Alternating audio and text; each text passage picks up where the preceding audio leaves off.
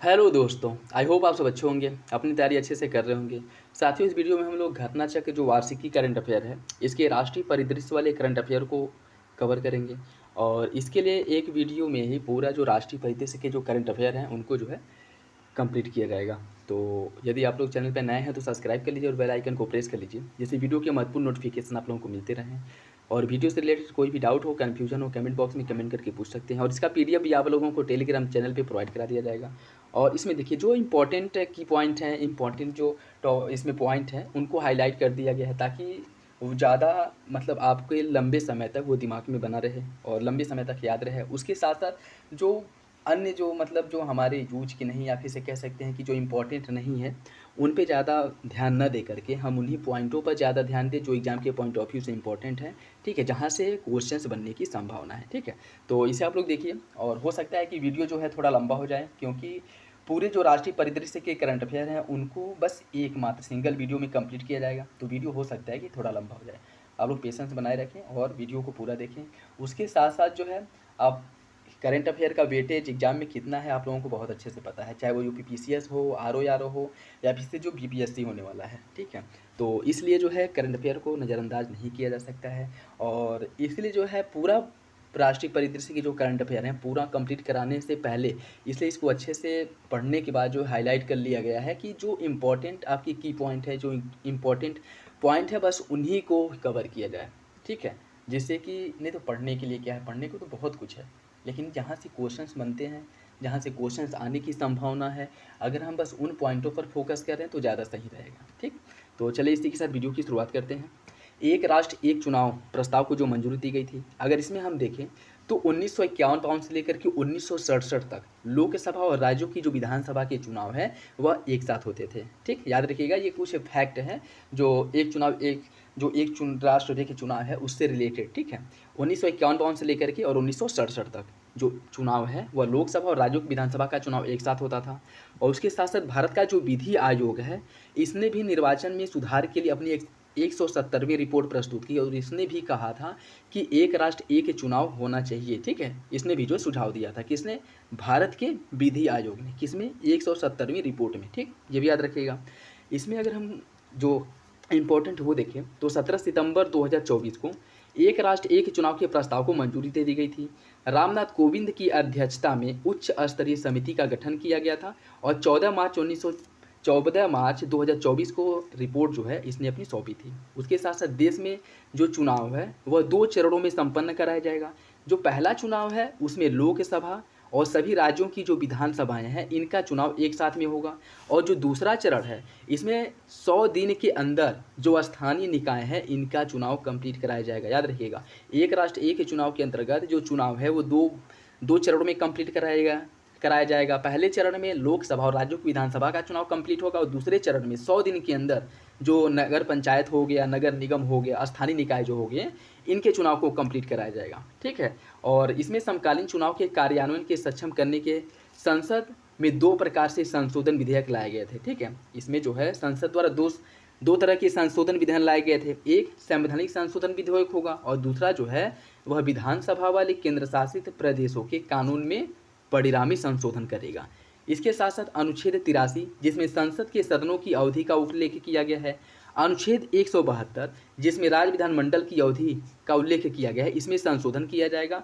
और अनुच्छेद 82 sub clause क या सब क्लॉज ए कह दीजिए, 82 सब क्लॉज ए, इनको अंतर स्थापित किया जाएगा। मतलब अनुच्छेद 83 और अनुच्छेद 172 में संशोधन किया जाएगा, और अनुच्छेद 82 क या संविधान में एक नया अनुच्छेद जोड़ा जाएगा। ठीक है, और उसके बाद जो है संविधान संशोधन विधेयक को पुनः स्थापित किया जाएगा। ठीक, और इसमें अगर और हम देखें तो संशोधन के लिए जो अनुच्छेद 368 है, संशोधन के लिए अनुच्छेद 368 में दी गई संविधान संशोधन की 2 शर्तें पूरी होनी चाहिए। पहला, प्रथम शर्त के अनुसार दोनों सदनों में कुल सदस्यों के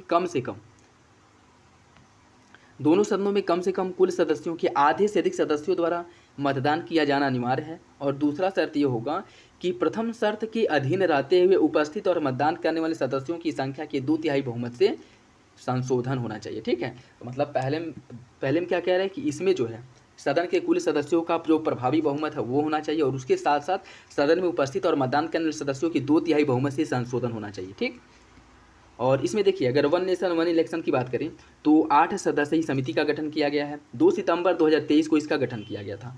राष्ट्रपति रामनाथ कोविंद की अध्यक्षता में इसका गठन हुआ था और इसके जो सदस्य थे गृह मंत्री गुलाम नबी आज़ाद, वित्त आयोग के पूर्व अध्यक्ष NK सिंह, लोकसभा के पूर्व सचिव महासचिव जो डॉक्टर सुभाष कश्यप हैं और वरिष्ठ अधिवक्ता हरीश साल्वे, इनके साथ साथ संजय कोठारी जो पूर्व में मुख्य सतर्कता आयोग के अध्यक्ष रह चुके हैं और अर्जुन राम मेघवाल जो विशेष आमंत्रित सदस्य थे।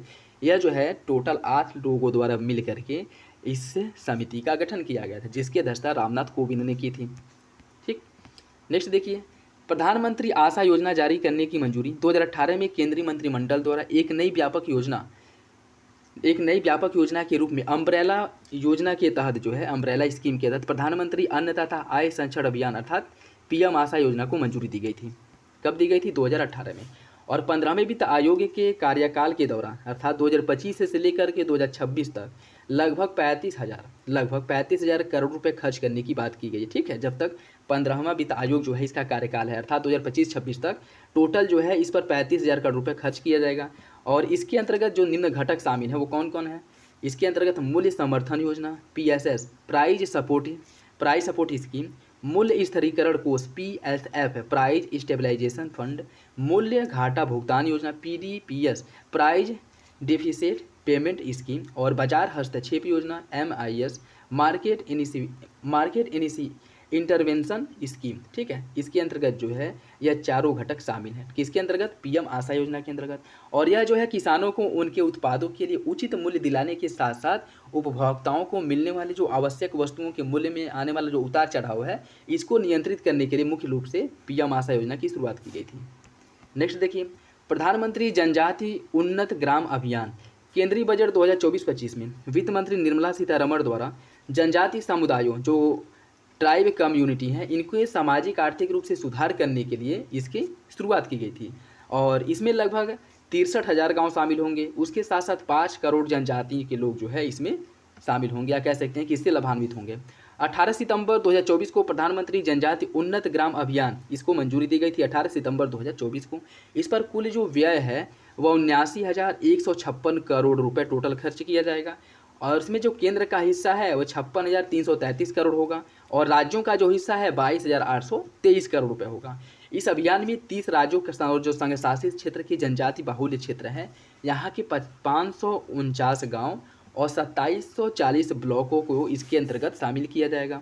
और इस अभियान के अंतर्गत 25 कार्यक्रमों को शामिल किया गया है जिन्हें 17 मंत्रालयों द्वारा कार्यान्वित किया जाएगा। ठीक है, याद रखिएगा 25 कार्यक्रम है जिनका कार्यान्वयन 17 मंत्रालयों द्वारा किया जाएगा।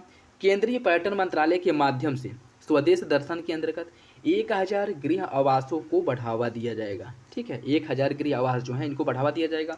उसके साथ साथ 2011 की जनगणना के अनुसार भारत में अनुसूचित जनजाति की जो जनसंख्या है वह 10.45 करोड़ है और देश भर में 705 से अधिक जनजाति समुदाय हैं। ये भी याद रखिएगा। ठीक है, यह कुछ फैक्ट हैं। नेक्स्ट देखिए, बायोराइड योजना को मंजूरी दी गई है। बायोराइड योजना को मंजूरी दी गई है, क्या है? ग्लोबल बायो इंडिया 2024 जो इसका चौथा संस्करण हुआ था इसका आयोजन 12 से 14 सितंबर 2024 को नई दिल्ली में किया गया था।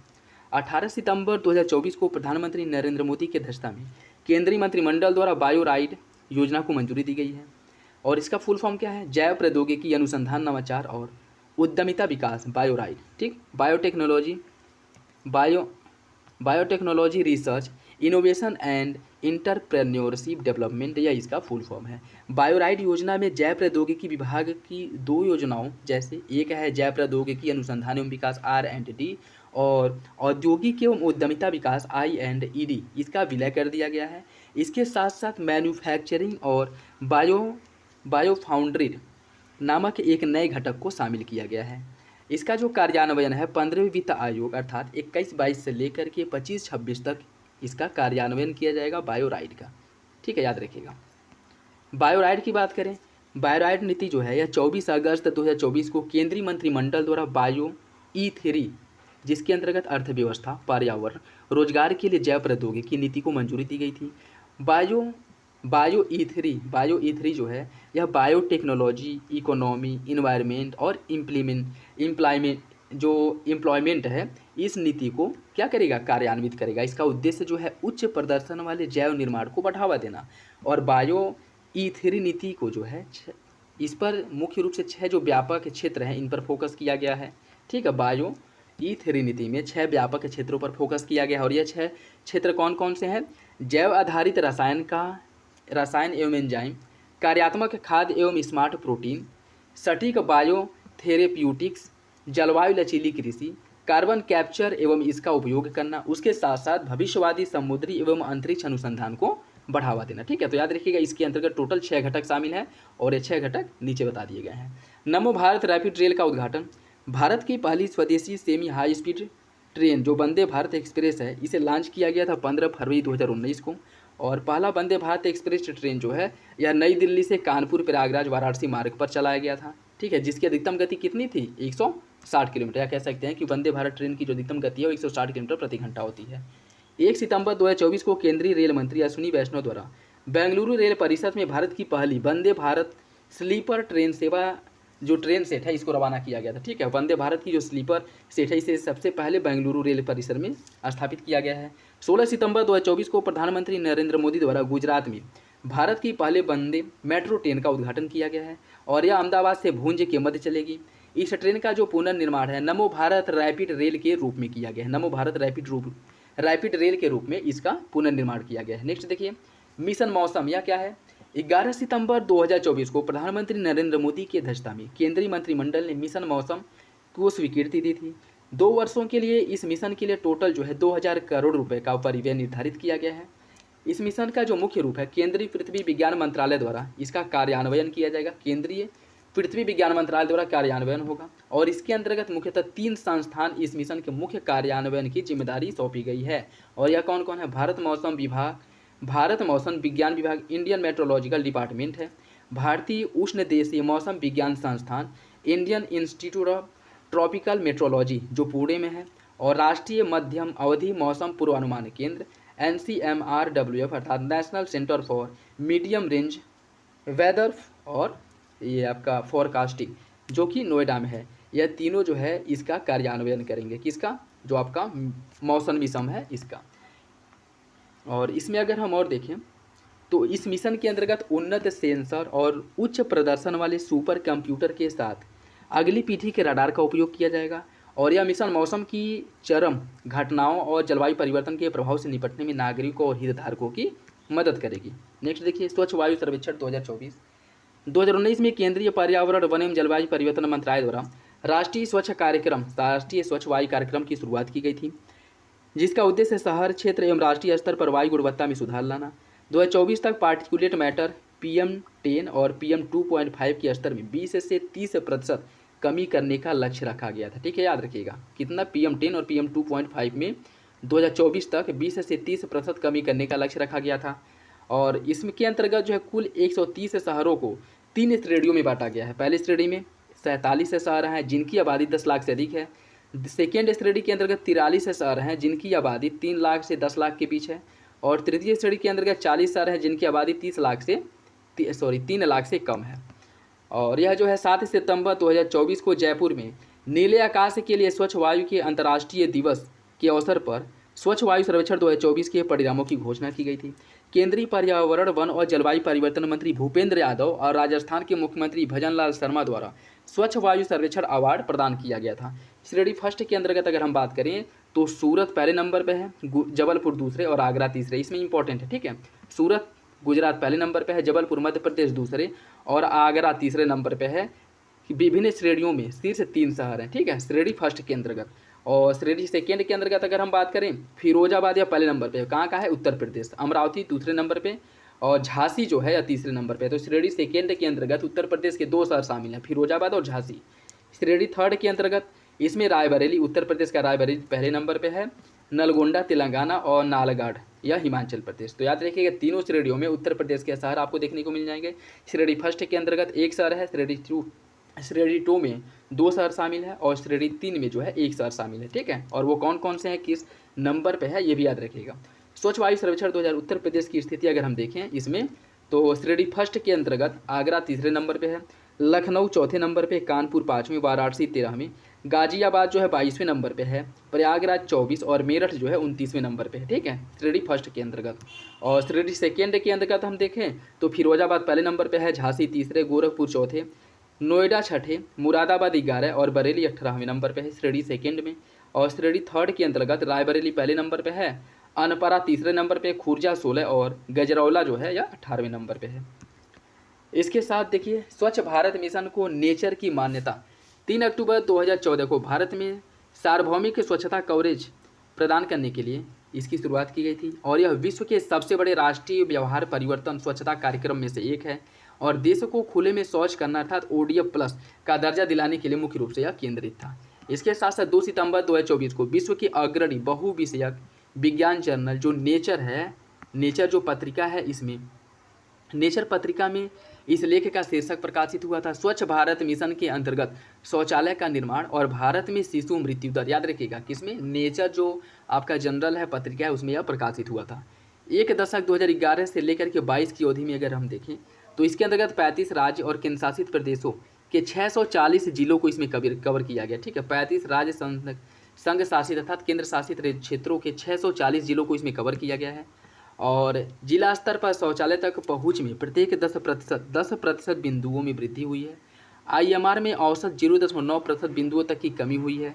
और इसके साथ साथ जो अंडर 5 जो बाल मृत्यु दर है, 5 वर्ष से कम शिशु की मृत्यु दर में 1.1% की कमी दर्ज की गई है। ठीक है, SBM की अगर हम बात करें, इसके अंतर्गत 30% से अधिक शौचालय कवरेज प्राप्त किया गया है। 30% से अधिक शौचालय कवरेज प्राप्त करने वाले जिलों की जो संख्या है यहाँ पे जीवन दर जो है यहाँ पे 5.3 और जो 5 वर्ष से कम बच्चों की मृत्यु दर है उसमें 6.8% की कमी दर्ज की गई है। ठीक, किससे, इस योजना के कारण। ठीक है, तो याद रखिएगा प्रति 1000 जीवित जन्म दर 5.3% बढ़ गया है।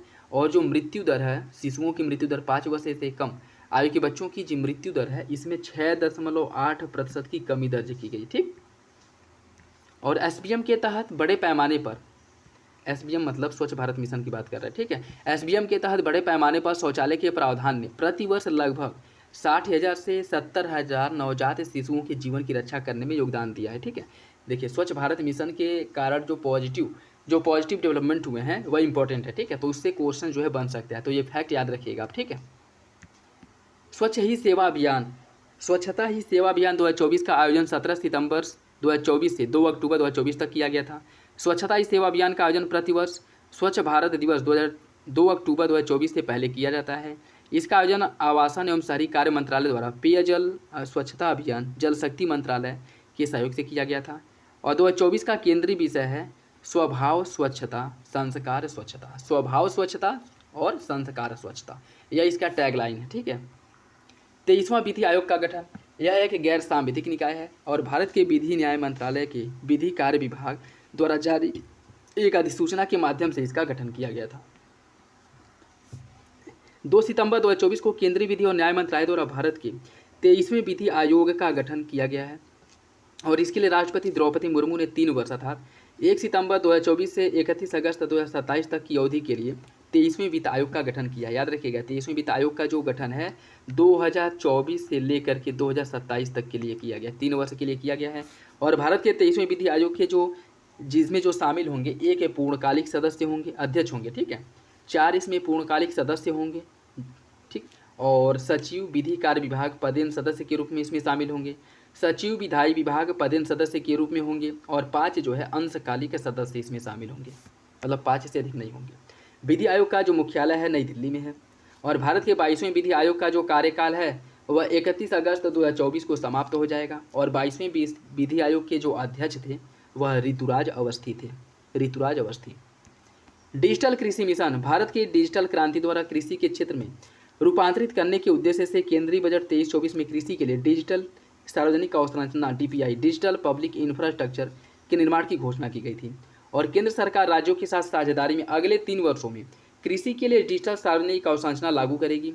इसके साथ साथ इस वित्त वर्ष में DPI का उपयोग, DPI याद रखिएगा, यह जो डिजिटल पब्लिक इंफ्रास्ट्रक्चर है यही इसी को DPI कहते हैं। ठीक है, और इसका उपयोग जो है 400 जिलों में खरीफ डिजिटल फसल का सर्वेक्षण करने के लिए किया जाएगा। और इसका लक्ष्य है कि 6 करोड़ किसानों और उनकी भूमि के विवरण के साथ राष्ट्रीय आयतन जो है तैयार करना। 2 सितंबर 2024 को केंद्र सरकार द्वारा डिजिटल कृषि मिशन को मंजूरी दी गई है। इस पर कुल व्यय जो है 2817 करोड़ रुपए किया जाएगा, ठीक है, जिसमें से केंद्र का हिस्सा 1940 करोड़ होगा, बाकी जो है राज्य मिलकर के योगदान करेंगे। इस मिशन का डिजिटल सार्वजनिक अवसंरचना स्वरूप जो है इस पर आधारित होगा। और इस परिप्रेक्ष्य में डिजिटल कृषि मिशन का उद्देश्य एक ही मंच अर्थात एक प्लेटफॉर्म पर एक समेकित डेटाबेस जो है इसका निर्माण करना, एक ही मंच पर एक समेकित डेटाबेस का निर्माण करना। और इसके फलस्वरूप किसान अपनी डिजिटल पहचान सुनिश्चित करने और उसे प्रमाणित करने में सक्षम हो जाएंगे तथा विभिन्न लाभों और सेवाओं को प्राप्त कर सकेंगे। ठीक, डिजिटल कृषि मिशन के जो मूलभूत स्तंभ हैं, यह मिशन जो है निम्न 2 मूलभूत स्तंभों पर आधारित होगा। एक एग्री स्टैक और दूसरा कृषि निर्माण सहायता प्रणाली। मृदा प्रोफाइलिंग मैपिंग की जाएगी। उसके साथ साथ एग्री स्टैक किसान की जो पहचान है, इसके तहत एक किसान केंद्रित डीपीआई के रूप में डिजाइन किया गया है और इसके माध्यम से किसानों को कुशलता, आसानी और तेज गति से सेवाओं और योजनाओं की आपूर्ति सुनिश्चित होगी। और एग्री स्टैक में 3 प्रमुख घटक इसमें शामिल है: किसानों की रजिस्ट्री करना, भू संदर्भित गाँवों के नक्शे जो है जारी करना और बोई गई फसल का रजिस्ट्री करना। एग्री स्टैक के तहत किसान आईडी की शुरुआत की गई है। आधार कार्ड की तरह किसानों को एक किसान आईडी दिया जाएगा और उसके साथ साथ यह किसान आईडी जो है भूमि अभिलेख, पशुधन, स्वामित्व, बोई गई फसल और प्राप्त लाभ सहित विभिन्न किसान संबंधी डाटा जो है उसको इसमें शामिल किया जाएगा। उसके साथ साथ किसान आईडी के निर्माण और डिजिटल फसल सर्वेक्षण परीक्षण के लिए जो है 6 राज्यों के प्रायोगिक के तौर पर जो है पहली स्टार्टिंग में जो 6 राज्यों में इसकी प्रायोगिक के तौर पर इसको लॉन्च किया जाएगा। और वो जो 6 राज्य हैं उत्तर प्रदेश के फर्रुखाबाद में, गुजरात के गांधीनगर में, महाराष्ट्र के बीड में, हरियाणा के यमुनानगर में, पंजाब के फतेहगढ़ साहिब में और तमिलनाडु के विरुधनगर में इसकी शुरुआत की जाएगी। और 3 वर्ष के बाद 11 करोड़ किसानों के लिए डिजिटल पहचान के निर्माण का लक्ष्य भी निर्धारित किया गया है। और इसके साथ साथ 2024-25 में 6 करोड़ और 25-26 में 3 करोड़ और 26-27 में 2 करोड़ किसान आईडी जारी किया जाएगा। स्टार्टिंग में 6 करोड़, उसके बाद 3 करोड़, फिर 2 करोड़। 2 वर्ष के अंदर राष्ट्रव्यापी डिजिटल फसल सर्वेक्षण कराया जाएगा। 24-25 में 400 जिले और 25-26 में सभी जिलों को आच्छादित करने का लक्ष्य रखा गया है। कृषि निर्यात सहायता प्रणाली का विकास किया जाएगा। एक व्यापक भू-स्थानीय प्रणाली विकसित किया जाएगा। मृदा प्रोफाइलिंग मैपिंग जो है इसका विकास होगा और इसके अंतर्गत देश की लगभग 142 मिलियन हेक्टेयर कृषि भूमि के 1.10 के पैमाने पर विस्तृत मृदा प्रोफाइल का मानचित्रण किया जाएगा। इस मिशन के अंतर्गत डिजिटल सामान्य फसल का अनुमान सर्वेक्षण होगा और यह कृषि उत्पादन का सटीक अनुमान लगाने में बहुत ही उपयोगी साबित होगा। ठीक, नेक्स्ट देखिए, इंडिया सेमी कंडक्टर मिशन। केंद्र सरकार ने 2021 में सेमी कॉन इंडिया कार्यक्रम को मंजूरी दी है, जिस पर कुल परिव्यय जो है 76,000 करोड़ रुपये किया जाएगा। अर्धचालक एवं डिस्प्ले निर्माण के साथ डिजाइन के क्षेत्र में कंपनी को विश्व स्तर पर प्रतिस्पर्धी प्रोत्साहन पैकेज दिया जाएगा। इंडिया सेमीकंडक्टर मिशन की स्थापना की गई है और इस मिशन का जो नेतृत्व है अर्धचालक और डिस्प्ले उद्योग के क्षेत्र से जुड़े वैश्विक विशेषज्ञ करेंगे। डिजिटल इंडिया कॉरपोरेशन के अंतर्गत एक विशेष और स्वतंत्र व्यापार प्रभाव सेमीकंडक्टर इंडिया कार्यक्रम योजना के लिए नोडल एजेंसी के रूप में कार्य करेगा। ठीक है, जो सेमीकॉन इंडिया कार्यक्रम है इसके अंतर्गत इस योजना के लिए नोडल एजेंसी के रूप में काम करेगा सेमीकॉन इंडिया कार्यक्रम। 2 सितंबर 2024 को साणंद अर्थात गुजरात में एक अर्धचालक इकाई की स्थापना को मंजूरी दी गई है, गुजरात के साणंद में। और इसका जो कायंस सेमीकॉन प्राइवेट लिमिटेड है, इसके द्वारा जो है यहाँ पे एक कंपनी का स्थापित किया जाएगा और इसका कुल व्यय जो निवेश है 3300 करोड़ रुपए का निवेश किया जाएगा। इसकी उत्पादन क्षमता 60 लाख चिप्स प्रतिदिन होगी। औद्योगिक, ऑटोमोबाइल, इलेक्ट्रॉनिक वाहन, उपभोक्ता इलेक्ट्रॉनिक्स, दूरसंचार, मोबाइल फ़ोन, इन सभी में इसका उपयोग किया जा सकेगा। जून 2024 में केंद्र सरकार ने साणंद गुजरात में ही एक अर्धचालक इकाई की और स्थापना की थी और इसका स्थापना माइक्रोन टेक्नोलॉजी इंक के द्वारा किया गया था। और 29 फरवरी 2024 को देश में 3 अर्धचालक इकाइयों की स्थापना को मंजूरी दे दी गई है और यह कहाँ कहाँ स्थापित होंगे? धोलेरा गुजरात में सेमीकॉन इंडिया इसका जो स्थापना किया जाएगा। यह जो 3 इकाइयाँ हैं, धोलेरा गुजरात में जो TEPL Tata electronic private limited द्वारा सेमीकंडक्टर फैब्रिकेशन प्लांट का स्थापना किया जाएगा और ताइवान की साझेदारी में इसका स्थापना होगा, जिसकी क्षमता जो है 50,000 WSPM, ठीक है, स्थापित करनी होगी। और भारत की पहली AI समर्थित सेमीकंडक्टर फैब जो है या कहाँ यहीं पे लगाया जाएगा। ठीक है, तो पहला जो है धोलेरा गुजरात में, दूसरा जो लगाया जाएगा असम के अर्धचालक इकाई असम में लगाया जाएगा, और यह भी जो है Tata electronic private limited Morigaon Assam में इसका स्थापना किया जाएगा, और 27,000 करोड़ रुपये की लागत से इसका स्थापना होगा, और इसकी उत्पादन क्षमता 48 मिलियन चिप्स प्रतिदिन होगी। और तीसरा जो है ये भी सानंद गुजरात में अर्धचालक इकाई का स्थापना किया जाए। तीनों याद रखिएगा, 2 गुजरात में और 1 असम में। और यह जो है CG power and industry solution limited द्वारा इसका स्थापना किया जाएगा। OSAT outsourced semiconductor for assemble and test सुविधा का यहाँ पे गठन होगा। और यह अर्धचालक इकाई रेनेसॉस इलेक्ट्रॉनिक्स कॉरपोरेशन लिमिटेड जो जापान है इसके साथ, और उसके साथ साथ थाईलैंड, इनके द्वारा मिल करके साझेदारी में इसकी स्थापना की जाएगी। ठीक है, और इसकी जो उत्पादन क्षमता है 15 मिलियन चिप्स प्रतिदिन होगा। 29 फरवरी 2024 को केंद्र सरकार ने 3 अर्धचालक सूत्र इकाइयों का शिलान्यास किया। 13 मार्च 2024 को प्रधानमंत्री नरेंद्र मोदी द्वारा इसका शिलान्यास हुआ था। और इंडिया सेमी कंडक्टर मिशन के अंतर्गत अब तक कुल 5 अर्धचालक इकाइयों की स्थापना को मंजूरी दिया जा चुका है। ठीक है, अब तक 5। और 9 सितंबर 2024 को अमेरिकी विदेश विभाग US डिपार्टमेंट ऑफ स्टेट ने भारत सरकार के इलेक्ट्रॉनिक एवं सूचना प्रौद्योगिकी मंत्रालय के तहत संचालित इंडिया सेमी कंडक्टर मिशन के साथ साझेदारी की घोषणा की है। और इसका उद्देश्य जो है ITSI international technology security and innovation कोष के तहत वैश्विक अर्धचालक परिस्थिति तंत्र को विकसित करने की बात की गई है। ITSI कोष का सृजन जो है अमेरिका के वर्ष 2022 के CHIPS अधिनियम के तहत किया जाएगा।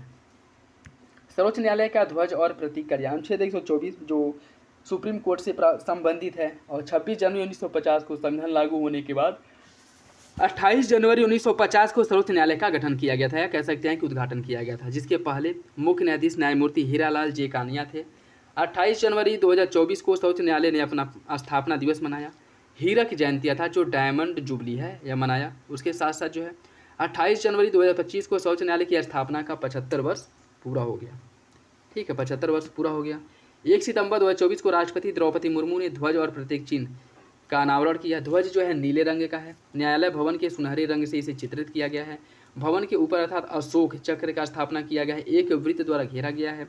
संस्कृत श्लोक यतो धर्मस्तो जयः, जिसका अर्थ होता है जहाँ धर्म है वहीं जीत है, यह श्लोक जो है उस पर लिखा हुआ है। सर्वोच्च न्यायालय के 75 वर्ष सिक्का स्मारक डाक टिकट जारी। 31 अगस्त से 1 सितंबर 2024 सर्वोच्च न्यायालय द्वारा राष्ट्रीय जिला न्यायपालिका सम्मेलन का आयोजन भारत मंडपम नई दिल्ली में किया गया था, और इस सम्मेलन का उद्घाटन प्रधानमंत्री नरेंद्र मोदी ने किया था। इसका उद्घाटन बधावन पत्तन जो है पोर्ट जो है इसका शिलान्यास किया गया है। 12 महापत्तन भारत में वर्तमान समय में अगर हम देखें तो जो मेजर पोर्ट हैं इनकी संख्या 12 है, और केंद्र सरकार के जो पूर्ण रूप से मेजर पोर्ट जो है पूर्ण रूप से केंद्र सरकार के स्वामित्व में होती हैं, और महापत्तन प्राधिकरण अधिनियम 2021 के अंतर्गत इन्हें क्या किया जाता है, मान्यता दिया जाता है। 30 अगस्त 2024 को प्रधानमंत्री नरेंद्र मोदी ने बधावन पोर्ट का शिलान्यास किया, और यह जो पोर्ट है महाराष्ट्र के पालघर जिले में डहाड़ू नगर के निकट स्थित है। और केंद्रीय मंत्रिमंडल ने 19 जून 2024 को इस पत्तन की स्थापना को स्वीकृति दी थी। इसकी कुल लागत 76,220 करोड़ रुपया है। बधावन पोर्ट प्रोजेक्ट लिमिटेड द्वारा किया जाएगा इसका निर्माण, और JNPA Jawaharlal Nehru port authority और उसके साथ साथ MMB महाराष्ट्र मैरीटाइम बोर्ड द्वारा इसका गठन एक विशेष प्रयोजन वाहन का भी गठन किया गया है। ठीक, उसके साथ साथ बधावन पोर्ट जो है यह हर मौसम के लिए उपयुक्त होगा। ग्रीनफील्ड डीप ड्राफ्ट महापत्तन है। ठीक है, ग्रीनफील्ड डॉप ड्राफ्ट महापत्तन है, और यह भारत के सबसे बड़े गहरे जल वाले पत्तन में से एक होगा। इसके साथ साथ यह विश्व के शीर्ष जो 10 महापत्तन हैं उसके अंतर्गत भी इसे शामिल होगा, मतलब विश्व के 10 बड़े जो पोर्ट हैं उसके अंतर्गत ये शामिल हो जाएगा। बधावन पोर्ट जो है 2035 में 15 मिलियन TEU कंटेनर क्षमता जोड़ेगा, और 2040 तक यह बढ़ा करके 23.9 मिलियन कर दिया जाएगा। भारत के जो 12 मेजर पोर्ट हैं उनकी अगर हम बात करें तो श्यामा प्रसाद मुखर्जी पत्तन जो कोलकाता हल्दिया में है, पारादीप पत्तन उड़ीसा, विशाखापत्तनम पोर्ट आंध्र प्रदेश, कामराजन तमिलनाडु, चेन्नई पत्तन तमिलनाडु, VO चिदम्बरम पत्तन टूटुक्यूडी तमिलनाडु, दीनदयाल पत्तन कच्छ गुजरात, मुंबई पत्तन महाराष्ट्र, जवाहरलाल नेहरू पत्तन महाराष्ट्र, मुरेगांव पत्तन गोवा, और नंद मंगलूर पत्तन कर्नाटक, कोचीन पत्तन कोच्चि केरल। यह 12 जो है मेजर पोर्ट हैं जो केंद्र सरकार के नियंत्रण में आते हैं। कंटेनर पोर्ट परफॉर्मेंस इंडेक्स की बात करें तो 4 जून 2024 को जारी किया गया था, और यह इसका चौथा संस्करण था। विश्व बैंक और S&P ग्लोबल मार्केट द्वारा मिलकर के यह रिपोर्ट जारी किया गया है, और 2023 में पूर्वी और दक्षिण पूर्व एशिया पतन में उत्कृष्ट प्रदर्शन किया है। जो पूर्व और दक्षिण पूर्व एशिया के पतन है, इन्होंने उत्कृष्ट प्रदर्शन किया है। और शीर्ष 20 स्थानों में 13वें स्थान पर इसी क्षेत्र के जो पोर्ट हैं वो शामिल थे। और इसमें लगातार दूसरे वर्ष चीन का जो यंगशान पतन है, या पहले नंबर पे है। और पहली बार विश्व के शीर्ष टॉप 100 पतन की सूची में भारत के 9 पतन जो है इसको शामिल किया गया है। और टॉप 20 में भारत का एकमात्र पतन विशाखापत्तनम जो है यह 19वें स्थान पे है।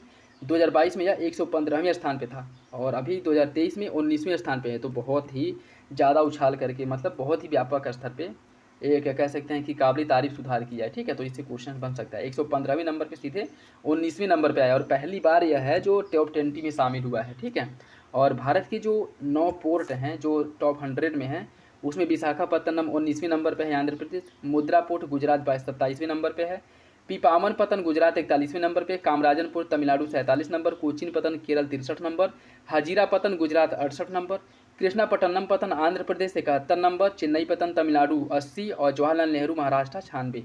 यह जो है इनकी रैंकिंग है। ठीक है, नेक्स्ट देखिए, NICDP 12 नए औद्योगिक शहरों को मंजूरी दी गई है। राष्ट्रीय औद्योगिक गलियारा विकास कार्यक्रम NICDP national industrial corridor development programme, यह भारत का सबसे महत्वाकांक्षी बुनियादी ढांचा कार्यक्रम है जिसका लक्ष्य है कि भारत में भविष्य के औद्योगिक शहरों का विकास करना जो विश्व के सर्वोत्तम विनिर्माण और निवेश स्थल के रूप में उभर करके सामने आए।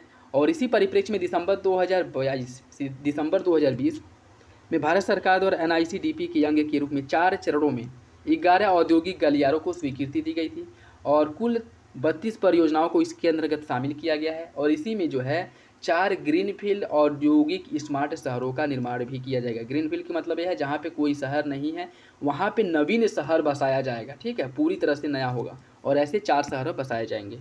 और इसकी अगर हम बात करें 28 अगस्त 2024 को केंद्र सरकार ने NICDP के अंतर्गत 12 नए औद्योगिक नोड्स अर्थात शहरों की स्थापना को मंजूरी दी है। 12 औद्योगिक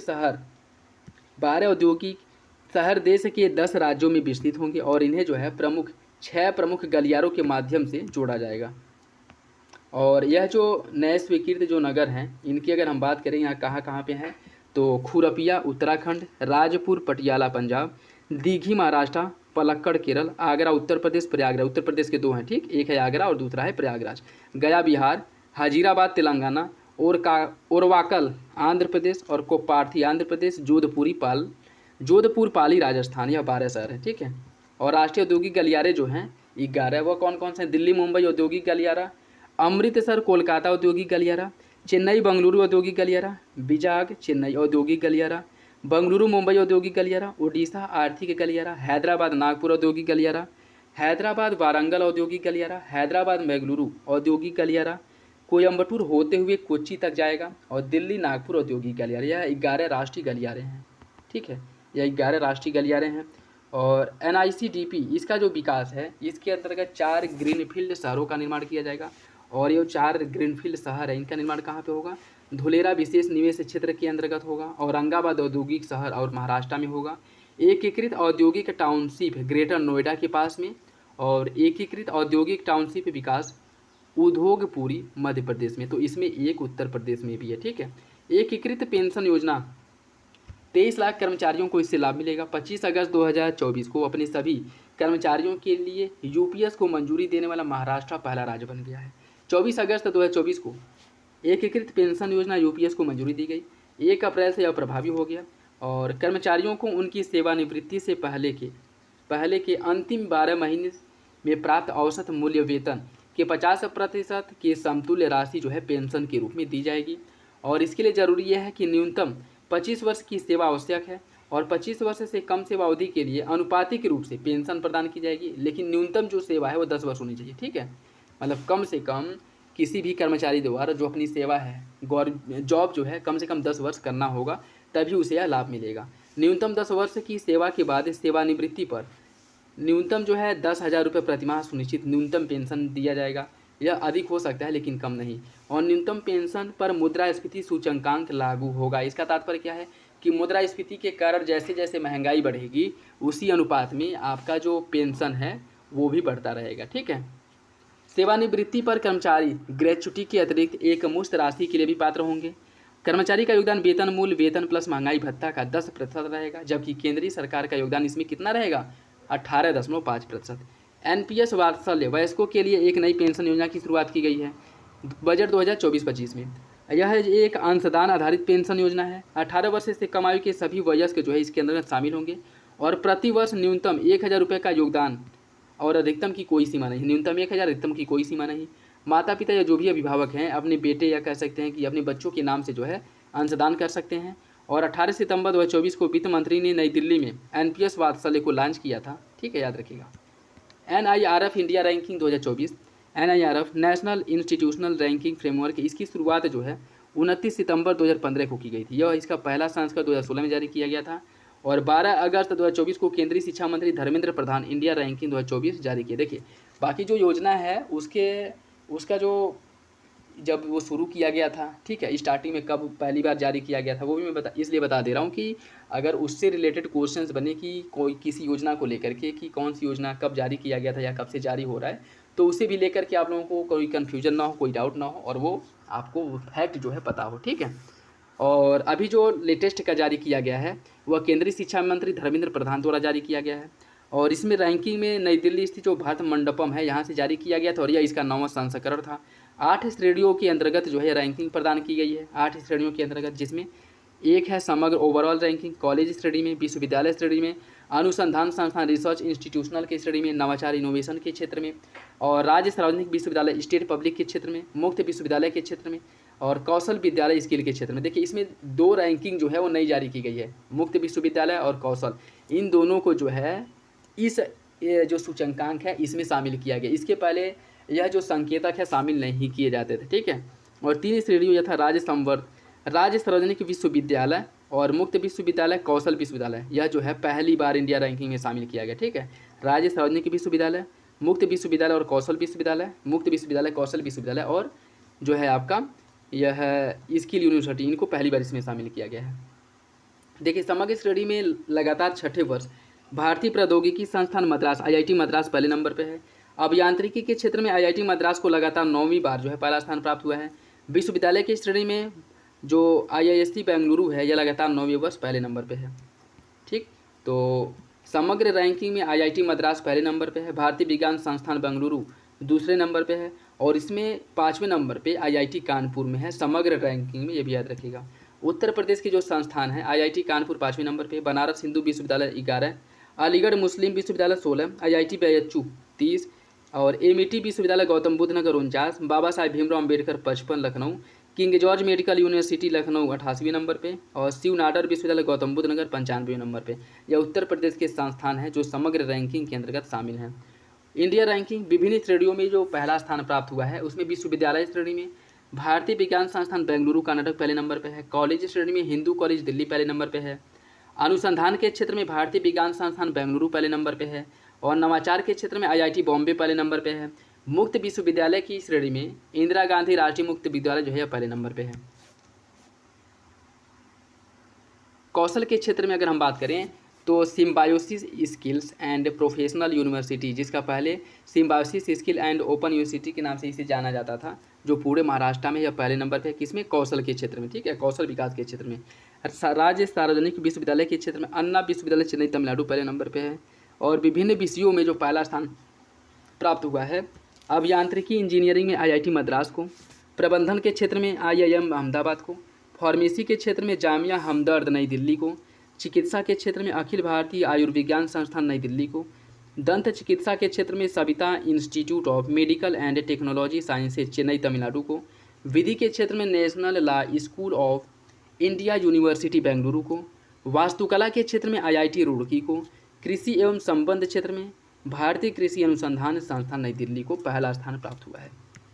उत्तराखंड सकल पर्यावरण उत्पादन सूचकांक, सकल पर्यावरण उत्पादन GEP ग्रॉस इन्वायरमेंट प्रोडक्ट सूचकांक को मानवीय हस्तक्षेप के कारण होने वाले पारिस्थितिक विकास का मूल्यांकन करने के लिए विशेष रूप से डिजाइन किया गया है। GEP सूचकांक जो है 4 स्तंभों पर आधारित होता है, वायु, जल, मृदा और वन।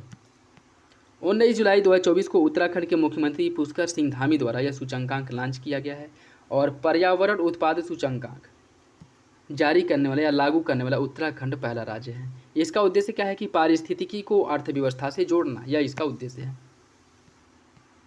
एसडीजी इंडिया इंडेक्स 2023-24 सर्वप्रथम एसडीजी इंडिया इंडेक्स का जो प्रकाशन है 2018 में किया गया था पहली बार, और तब से यह जारी हो रहा है। एसडीजी इंडिया इंडेक्स एवं नीति आयोग, इसकी यह पहल है। यूएनडीपी एसडीजी इंडिया इंडेक्स जो है यह संयुक्त राष्ट्र भारत एवं यूएनडीपी की साझेदारी में नीति आयोग की एक पहल है। 12 जुलाई 2024 को नीति आयोग द्वारा एसडीजी इंडिया इंडेक्स के चौथे संस्करण जारी किया गया, और यह इंडेक्स जो है नीति आयोग के उपाध्यक्ष सुमन बेरी द्वारा लॉन्च किया गया है। एसडीजी इंडिया इंडेक्स 23-24 का केंद्रीय विषय है विकसित भारत की ओर सतत प्रगति, समावेशी विकास। एसडीजी इंडिया इंडेक्स का चौथा संस्करण 16 लक्ष्यों, 17वें लक्ष्य पर गुणात्मक विश्लेषण और 17 उप लक्ष्यों और 113 संकेतकों पर आधारित है। और इसके साथ साथ लक्ष्यवार स्कोर में राज्य केंद्र शासित प्रदेशों के समग्र स्कोर या कंपोजिट स्कोर की गणना की गई है। समग्र स्कोर 0 से लेकर के 100 के रेंज में जो है प्रदान किया गया है। और एसडीजी स्कोर के आधार पर 4 श्रेणियों को वर्गीकृत किया गया। आकांक्षी, जिनको 0 से 49 अंक प्राप्त है। प्रदर्शनकर्ता 50 से 64 अंक के बीच वाले को। अग्रणी 65 से 99 अंक के बीच वाले को। और लक्ष्य प्राप्तकर्ता 100 अंक वाले को। एसडीजी इंडिया इंडेक्स 23-24 में भारत का जो कंपोजिट स्कोर है वह कितना है? 71 है। एसडीजी फर्स्ट जो गरीबी उन्मूलन, और एसडीजी 8 जो सभ्य कार्य और आर्थिक विकास, और एसडीजी 13 जलवायु कार्रवाई क्लाइमेट एक्शन जो है इसकी बात करता है। जलवायु कार्रवाई, इसमें महत्वपूर्ण प्रगति दर्ज की गई। याद रखिएगा किन किन क्षेत्रों में कौन कौन से एसडीजी गोल में भारत द्वारा प्रगति दर्ज की गई है, कह सकते हैं कि बेहतर प्रदर्शन किया गया है, वह क्वेश्चन बन सकता है। एसडीजी फर्स्ट जो गरीबी उन्मूलन, एसडीजी 8 समय सभ्य और कार्य आर्थिक विकास, और एसडीजी 13 इन पर जो है बेहतर प्रगति दर्ज की गई है भारत द्वारा। और सबसे अधिक सुधार जो दर्ज करने वाले 5 राज्य या केंद्र शासित प्रदेश है उसमें उत्तर प्रदेश पहले नंबर पे है, जिसने 25 अंकों की वृद्धि दर्ज की है। जम्मू कश्मीर दूसरे नंबर पे है, उत्तराखंड तीसरे, सिक्किम चौथे और हरियाणा जो है 5वें नंबर पे है। और संयुक्त रैंकिंग में केरल और उत्तराखंड 79वें स्कोर के साथ, यह दोनों पहले नंबर पे हैं। और केंद्र शासित प्रदेशों में चंडीगढ़ 77 नंबर के साथ पहले नंबर पे है। ठीक है, समग्र रैंकिंग में शीर्ष राज्यों की अगर हम बात करें तो केरल उत्तराखंड जो है पहले नंबर पे है, तमिलनाडु तीसरे, गोवा हिमाचल चौथे, सिक्किम पंजाब छठे, कर्नाटक 8वें, गुजरात आंध्र प्रदेश तेलंगाना 9वें नंबर पे है।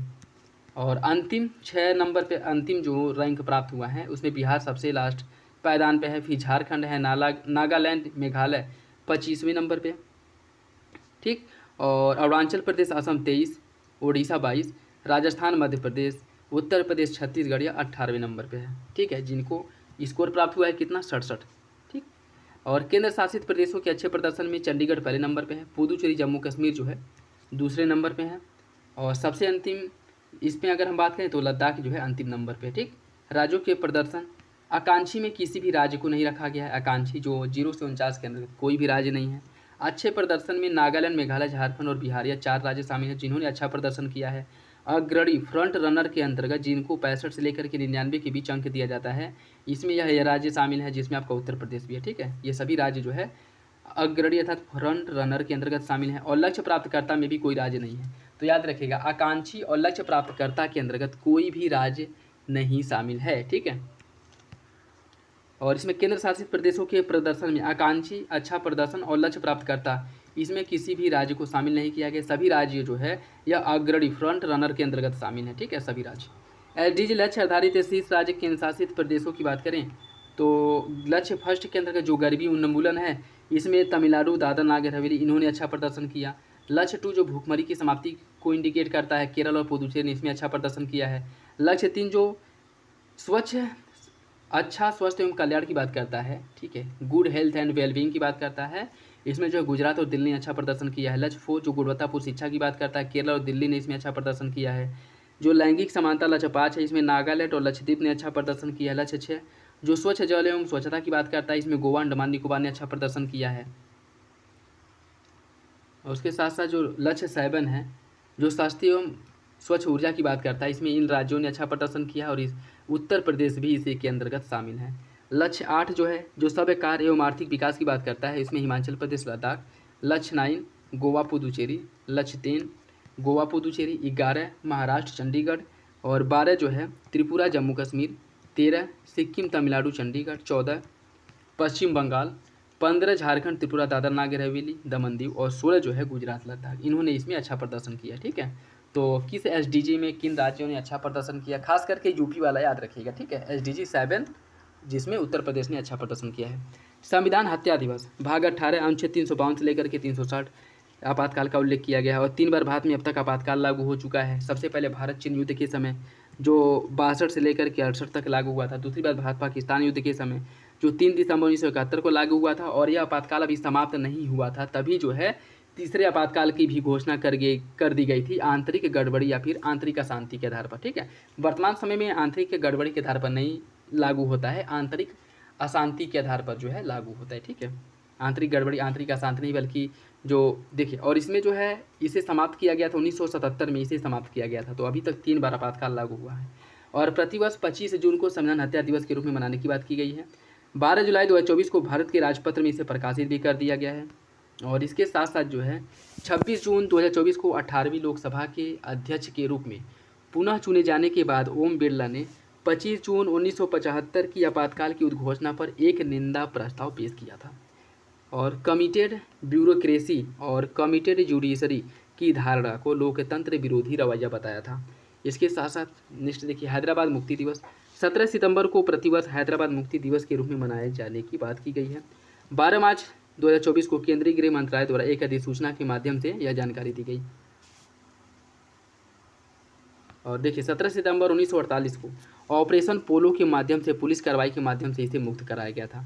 वैश्विक इंडिया एआई शिखर सम्मेलन 2024 3 से 4 जुलाई 2024 को भारत मंडपम नई दिल्ली में वैश्विक इंडिया एआई शिखर सम्मेलन का आयोजन किया गया था। इसका आयोजन केंद्रीय इलेक्ट्रॉनिक सूचना प्रौद्योगिकी मंत्रालय ने किया था। और सूचना प्रौद्योगिकी जो औद्योगिक मंत्री हैं वह अश्विनी वैष्णव हैं। इसका उद्घाटन इन्होंने किया था। और इस शिखर सम्मेलन में कंप्यूटर क्षमता आधारित model, data set, application development, future skill, startup वित्त पोषण और सुरक्षित एआई जैसे क्षेत्रों को एआई के विकास के आगे बढ़ाने पर ध्यान केंद्रित किया गया है। और इसके लिए जो है इंडिया एआई मिशन के 7 स्तंभों के अनुपालन करने की बात की गई है। ठीक है, जो OECD organisation for economic cooperation and development और GPAI global partnership on air artificial intelligence, इनके द्वारा कृत्रिम बुद्धिमत्ता AI पर एक नई एकीकृत साझेदारी की घोषणा की गई। तो याद रखिएगा, OECD और GPAI द्वारा साझेदारी की घोषणा की गई है। GPAI जो एक बहुहितधारक पहल है जिसे जून 2020 में लॉन्च किया गया था। GPAI जिसके संस्थापक सदस्यों में भारत भी शामिल है और 2024 में भारत GPAI का अध्यक्ष भी है। ठीक है, AI प्रशंसा दिवस 16 जुलाई को AI प्रशंसा दिवस के रूप में मनाया जाता है। AI पर जो ऐतिहासिक फैसला है 21 मार्च 2024 को संयुक्त राष्ट्र महासभा ने कृत्रिम बुद्धिमत्ता पर एक ऐतिहासिक प्रस्ताव को अंगीकृत किया। संयुक्त राज्य अमेरिका द्वारा प्रायोजित 123 देशों में सह प्रायोजित इस प्रस्ताव को बिना किसी मतदान के सर्वसम्मति से अपना लिया गया। मतलब सभी 193 देशों द्वारा जो AI पर ऐतिहासिक प्रस्ताव है इसको समर्थन दिया गया था। मतलब सभी देशों द्वारा जो भी उसके सदस्य हैं। इंडिया AI मिशन मार्च 2024 को प्रधानमंत्री नरेंद्र मोदी द्वारा केंद्रीय मंत्रिमंडल ने इंडिया AI मिशन को लॉन्च किया। बजट परिव्यय कितना है? 10,371 करोड़ रुपये खर्च किया जाएगा अगले 5 वर्षों के अंतर्गत। डिजिटल इंडिया कॉरपोरेशन के अंतर्गत India AI independence business division द्वारा इसका कार्यान्वयन किया जाएगा। और इसके जो निम्न घटक हैं वो होंगे इंडिया AI कंप्यूटर क्षमता, इंडिया AI नवाचार केंद्र, इंडिया AI डाटा सीट मंच, India AI application development initiative और इंडिया AI फ्यूचर स्किल्स तथा इंडिया AI स्टार्टअप वित्त पोषण और सुरक्षित एवं भरोसे AI, यह जो है इसके सभी घटक हैं। ठीक है, तो कितने घटक हैं और कौन कौन से हैं यह याद रखिएगा। ठीक, नेक्स्ट देखिए दूरसंचार अधिनियम 2023। दोस्तों वीडियो अगर अच्छा लगे तो लाइक जरूर कर दिया करें और अगर आप चाहते हैं कि पूरे जो घटना चक्र करंट अफेयर है ऐसे ही उसको पूरा कवर किया जाए तो आप लोग कमेंट बॉक्स में बताइएगा। और वीडियो आप लोगों को अच्छा लगे तो जरूर बताइएगा कमेंट बॉक्स में, अपना फीडबैक जरूर दे दिया करें। ठीक है, दूरसंचार अधिनियम 2023 दूरसंचार विधेयक 18 दिसंबर 2023 को लोकसभा में पेश किया गया। 20 दिसंबर 2023 को लोकसभा द्वारा और 21 दिसंबर 2023 को राज्यसभा द्वारा इसे पारित कर दिया गया और 24 दिसंबर 2023 को राष्ट्रपति की अनुमति के बाद इस विधेयक को अधिनियमित कर दिया। याद रखिएगा, यह डेट बहुत इंपॉर्टेंट पूछ लेता है कि लोकसभा द्वारा कब पारित हुआ, राज्यसभा द्वारा कब हुआ, कब मंजूरी दी गई। ठीक है, तो वो भी याद रखिएगा। भारतीय तार अधिनियम 1885 के तहत वंचित क्षेत्र में दूरसंचार सेवा प्रदान करने के लिए यूनिवर्सल सर्विस ऑब्लिगेशन फंड की स्थापना की गई, ठीक, याद रखिएगा। और इस फंड का जो नाम है यह बदल करके डिजिटल भारत निधि कर दिया गया, इंपॉर्टेंट है, ठीक। जी, इसका उद्देश्य क्या है, दूर दराज के इलाकों में जहाँ भी जो है नेटवर्क कनेक्टिविटी नहीं है वह प्रदान करने के लिए डिजिटल भारत निधि का स्थापना किया गया है। और इसका उद्देश्य जो है अधिनियम 2023 के उद्देश्य जो है धारा 24 का फर्स्ट के तहत स्थापित डिजिटल भारत निधि के प्रबंधन एवं कार्यान्वयन को बेहतर करना, प्राधिकार प्राप्त किए बिना दूरसंचार सेवाएं प्रदान करना या दूरसंचार नेटवर्क या डाटा तक अनाधिकृत पहुंच प्राप्त करना 3 वर्ष का कैद या 2 करोड़ रुपये जुर्माना हो सकता है, ठीक। उसके साथ साथ प्राधिकार प्राप्त करने के नियम और शर्तों का उल्लंघन करने पर 5 करोड़ रुपये तक का जुर्माना हो सकता है, 10 लाख रुपए और जुर्माना हो सकता है। उसके साथ साथ पूरे भारत में प्रति व्यक्ति, इंपॉर्टेंट है, पूरे भारत में प्रति व्यक्ति 9 सिम कार्ड निर्धारित किया गया, मतलब एक इंसान जो है अधिकतम 9 सिम कार्ड अपने नाम से जारी करा सकता है। लेकिन याद रखिएगा जम्मू कश्मीर, असम और पूर्वोत्तर लाइसेंस अधिनियम के तहत यहाँ पे जो लाइसेंस देने की बात की गई केवल 6 सिम को दिया जाएगा, ठीक है। इन राज्यों में केवल से 6 सिम खरीद सकते हैं, ठीक। अन्य राज्यों में आप 9 सिम खरीद सकते हैं। बाकी जो है असम हो गया, जम्मू कश्मीर और पूर्वोत्तर लाइसेंस प्राप्त सेवा क्षेत्र जो है यहाँ पे केवल 6 सिम आप खरीद सकते हैं। नेक्स्ट देखिए, लोक परीक्षा अनुचित साधन निवारण अधिनियम 2024। और अभी तक जो लोक परीक्षा जो भ्रष्टाचार या फिर पेपर लीक होता है इसको रोकने के लिए अभी तक कोई भी विशिष्ट कानून अस्तित्व में नहीं था, यह इंपॉर्टेंट है, ठीक है।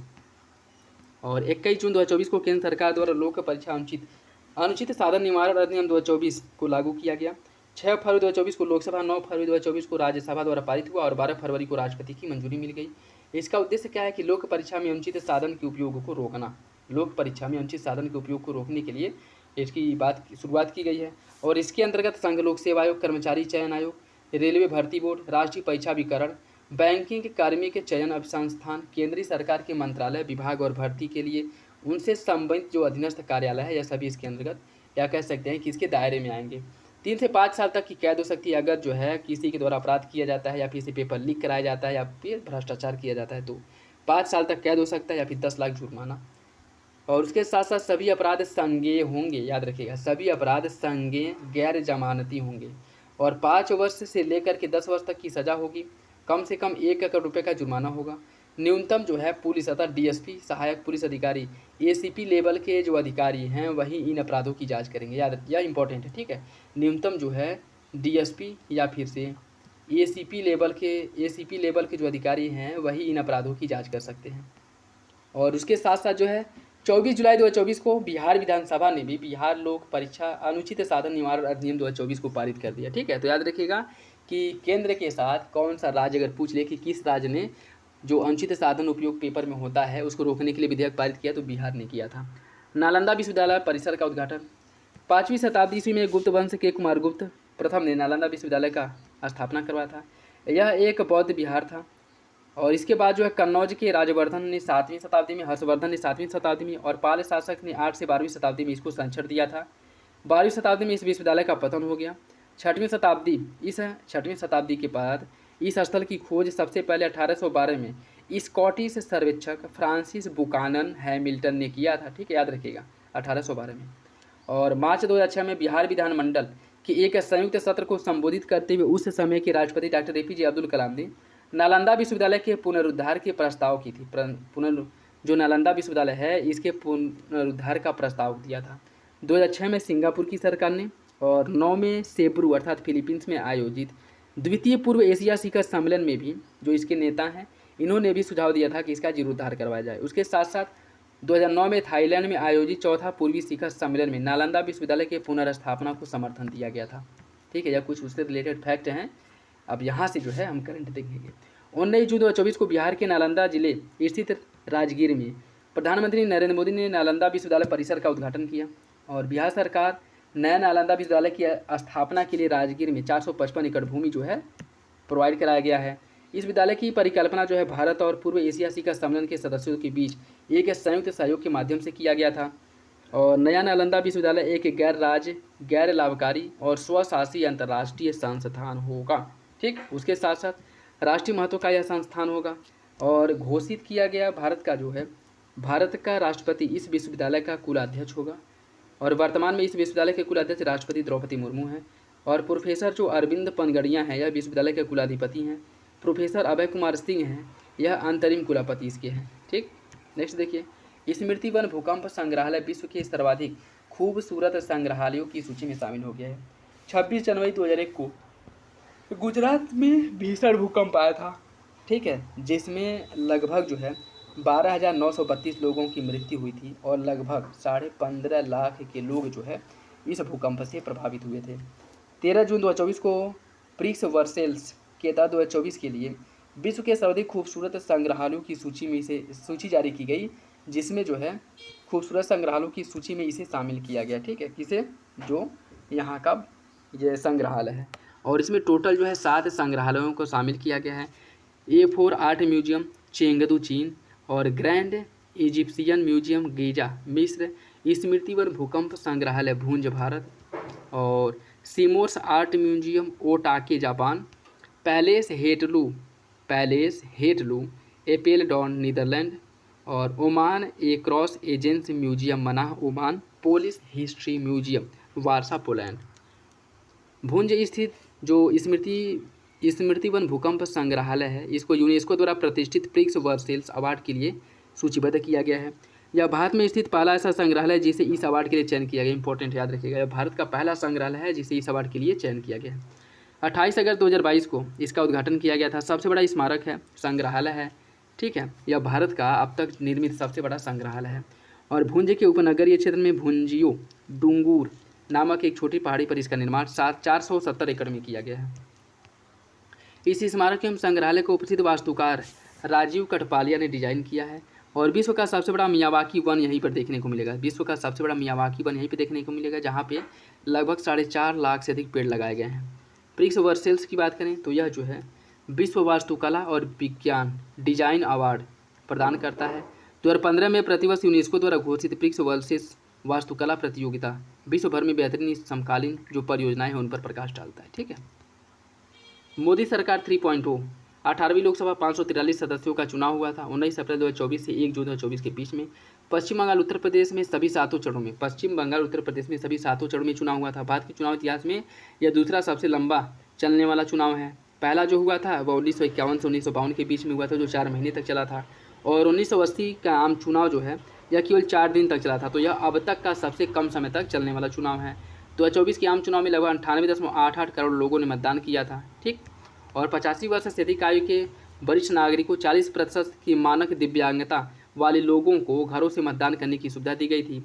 ठीक, उसके साथ साथ इसमें पहली बार जो है ग्रेट निकोबार द्वीप की शोम्पेन जो जनजाति हैं, इन्होंने पहली बार आम चुनाव में मतदान किया था। ठीक, अर्जुन पुरस्कार विजेता जो पैरा तीरंदाज शीतल देवी, इनको ECI जो इलेक्शन कमीशन ऑफ इंडिया है, इसका राष्ट्रीय आइकॉन बनाया गया था। ठीक है, 65.79% चुनाव जो है 2024 में दर्ज किए गए थे, मतलब इतना चुनाव कराया गया था। और सबसे अधिक जो मतदान है लक्षद्वीप में हुआ था लगभग 84.16%, और सबसे कम बिहार में हुआ था 56.19%, उत्तर प्रदेश में 56.92% हुआ था। मतगणना 4 जून को कराई गई और 2024 में मतगणना केवल 542 संसदीय निर्वाचन क्षेत्र जो है इन पर संपन्न हुआ था। सूरत लोकसभा निर्वाचन क्षेत्र में भारतीय जनता पार्टी के मुकेश कुमार चंद्रकांत दलाल निर्विरोध विजयी घोषित किए गए, तो इसमें बहुत ज़्यादा चर्चा हुआ में था। यह जो है देखिए सबसे बड़ी पार्टी है भारतीय जनता पार्टी, जिसे 240 सीटें मिली। कांग्रेस को 99 मिली थी, लेकिन वर्तमान समय में इसके पास केवल 98 सीट हैं। क्यों? क्योंकि जो राहुल गांधी हैं वह 2 जगह से विजयी हुए थे, रायबरेली और वायनाड। इन्होंने अपना वायनाड वाला सीट छोड़ दिया है, जिस कारण इसकी सीटों की संख्या 98 हो गई। ठीक, Samajwadi party 37, all India Trinamool Congress AITC 29, Dravida Munnetra Kazhagam DMK 22, Telugu Desam party TDP 16, Janata Dal United JDU 12। सबसे अधिक मतों से जीतने वाले जो 3 प्रत्याशी हैं, रकीबुल हुसैन भारतीय राष्ट्रीय कांग्रेस से समित है असम, यह सबसे अधिक वोटों से जीते। शिवराज सिंह BJP चौहान विदिशा से मध्य प्रदेश और CR पाटिल BJP से नवसारी गुजरात, इन्होंने सबसे अधिक मतों से विजय हासिल की है। और इंदौर लोकसभा निर्वाचन क्षेत्र के परिणाम को शामिल नहीं किया गया है, क्योंकि यहाँ हुए चुनाव में विजयी उम्मीदवार के बाद सबसे ज़्यादा जो वोट मिले हैं वो नोटा को मिले हैं। ठीक है, याद रखिएगा, यह बहुत ही ज़्यादा इंपॉर्टेंट है। पहली बार जो है जो विजयी उम्मीदवार है उसके बाद सबसे अधिक वोट अगर किसी को मिला है तो नोटा को। 18वीं लोकसभा का सबसे युवा सांसद, यह जो है प्रयागराज उत्तर प्रदेश में जन्मे पुष्पेंद्र सरोज है, जिनकी आयु 25 वर्ष है और यह समाजवादी पार्टी से संबंधित हैं। और 18वीं लोकसभा महिला की अगर हम बात करें तो वाराणसी में जन्मी प्रिया सरोज है, जिनकी आयु 25 वर्ष है और यह 18वीं लोकसभा की सबसे कम आयु की महिला सांसद है और यह भी जो है समाजवादी पार्टी से संबंधित है। देखिए जो 24 का चुनाव है इसमें टोटल 74 महिलाओं को शपथ दिलाया गया है, मतलब 13.63%, जबकि 2019 में कुल 78 महिलाएं शामिल थीं। 9 जून 2024 को राष्ट्रपति भवन में आयोजित एक समारोह में नरेंद्र मोदी ने लगातार तीसरी कार्यकाल के लिए भारत के प्रधानमंत्री के रूप में शपथ ली और जवाहरलाल नेहरू के बाद लगातार तीसरे कार्यकाल के लिए शपथ लेने वाले दूसरे व्यक्ति बन गए हैं। 30 कैबिनेट मंत्री, 5 राज्य मंत्री जो स्वतंत्र प्रभार हैं, 30 राज्य मंत्री जो हैं इन्होंने भी शपथ ली। इसके साथ साथ शपथ ग्रहण समारोह के लिए भारत ने पड़ोसी देश हिंद महासागर क्षेत्र के नेताओं को विशेष आमंत्रण के रूप में इन्हें क्या किया था, इनवाइट किया था, जिसमें रानिल विक्रमसिंघे श्रीलंका के उस समय के तत्कालीन राष्ट्रपति और मोहम्मद मोइजदू मालदीव के राष्ट्रपति, शेख हसीना बांग्लादेश की तत्कालीन प्रधानमंत्री, प्रवीण कुमार जगन्नाथ मॉरिशस के प्रधानमंत्री, पुष्प कमल दहल प्रचंड नेपाल के तत्कालीन प्रधानमंत्री, शेरिंग तोम्बगे भूटान के प्रधानमंत्री और अहमद शफीक सेशेल्स के उपराष्ट्रपति, यह लोग जो है शामिल हुए थे। 4 राज्यों में विधानसभा चुनाव का आयोजन 2024, इसके अंतर्गत जो है अरुणाचल प्रदेश, ओडिशा, सिक्किम और आंध्र प्रदेश में चुनाव कराया गया था। 15वीं विधानसभा का कार्यकाल आंध्र प्रदेश की अगर हम बात करें तो आंध्र प्रदेश के 15वीं विधानसभा का कार्यकाल 12 जून 2019 को समाप्त हो गया, जिसके बाद 11 जून 2024 तक यह निर्धारित किया गया। आंध्र प्रदेश में विधानसभा निर्वाचन क्षेत्र की कुल संख्या 175 है, जिसमें से 29 सीट अनुसूचित जाति और 7 सीट अनुसूचित जनजातियों के लिए आरक्षित है। ठीक है, और उसके साथ साथ यहाँ पर चुनाव जो है एक चरण में हुआ था, 4 जून 2024 को संपन्न हुआ। तेलुगु देशम पार्टी सबसे बड़ी पार्टी के रूप में उभर करके सामने आई, भारतीय जनता पार्टी और जनसेवा पार्टी, इन तीनों ने जो है गठबंधन के बाद यहाँ पे सरकार बनाई और 12 जून 2024 को चंद्रबाबू नायडू जो हैं यह मुख्यमंत्री बने और जो पवन कल्याण हैं जनसेना पार्टी के या उप मुख्यमंत्री के रूप में पदभार ग्रहण किए। और नायडू ने चौथी बार आंध्र प्रदेश के मुख्यमंत्री के रूप में, जो चंद्रबाबू नायडू हैं यह चौथी बार आंध्र प्रदेश के मुख्यमंत्री के रूप में शपथ लिए हैं। दूसरा है आपको ओडिशा विधानसभा, यहाँ पे 16वीं विधानसभा का जो कार्यकाल है 25 जून 2019 को समाप्त हुआ, जिसके बाद यहाँ पे चुनाव कराया गया। यहाँ पे निर्वाचन क्षेत्र मतलब कुल सीट संख्या है 147, जिसमें से 24 अनुसूचित जाति और 33 अनुसूचित जनजातियों के लिए आरक्षित है और चुनाव जो है 4 चरणों में कराया गया था। और यहाँ पे जो है बीजेपी ने 78 सीटें जीत करके समान बहुमत हासिल की और जो बीजू जनता पार्टी है इनके नवीन पटनायक, इन्होंने 24 वर्ष के लंबे कार्यकाल इनका समाप्त हो गया और वर्तमान समय में ओडिशा में बीजेपी की सरकार है। मोहन चरण मांझी यह मुख्यमंत्री बने हैं ओडिशा के और कनक वर्धन सिंह और प्रावती परिंदा यह मुख्यमंत्री के रूप में इन्हें जो है शपथ दिलाई गई है। अरुणाचल प्रदेश में यहाँ का 7वां विधानसभा का कार्यकाल जो है 3 जून 2019 को समाप्त हुआ, जिसके बाद यहाँ पे चुनाव कराया गया।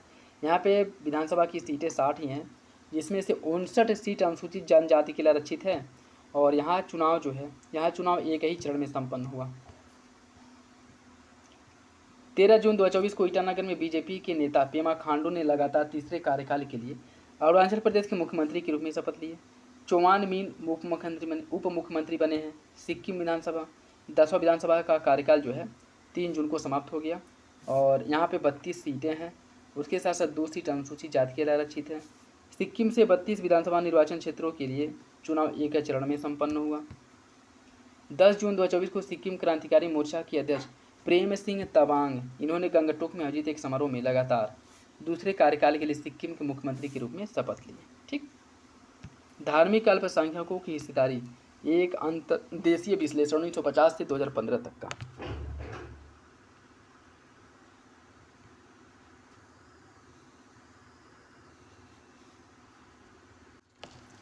धार्मिक अल्पसंख्यकों की हिस्सेदारी 1950 से 51।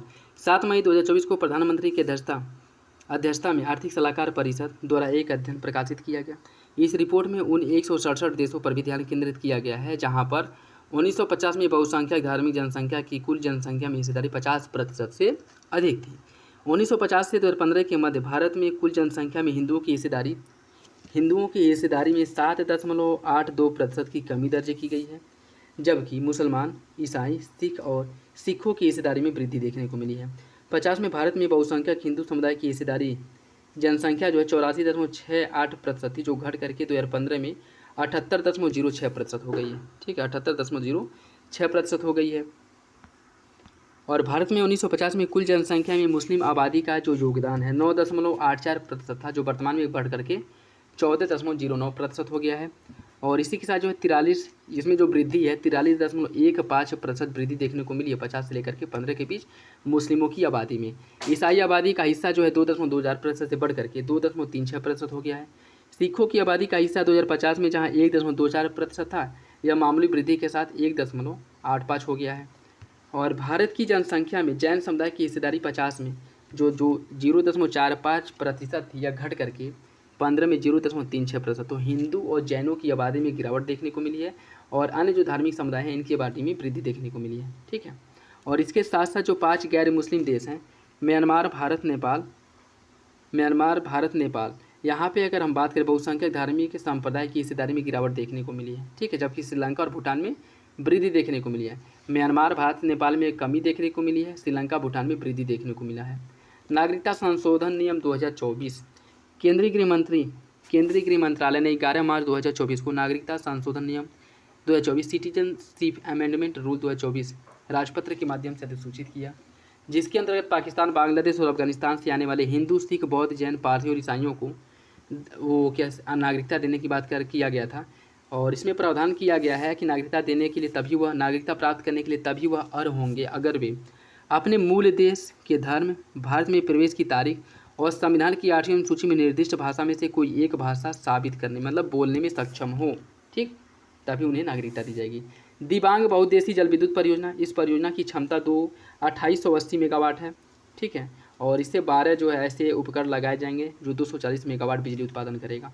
और अरुणाचल प्रदेश में निचली दिबांग घाटी में इसका निर्माण किया गया है। मुनगी गांव के निकट दिबांग नदी पर निर्माण किया गया है। 9 मार्च 2024 को प्रधानमंत्री नरेंद्र मोदी ने दिबांग बहुउद्देशीय जल विद्युत परियोजना की आधारशिला रखी।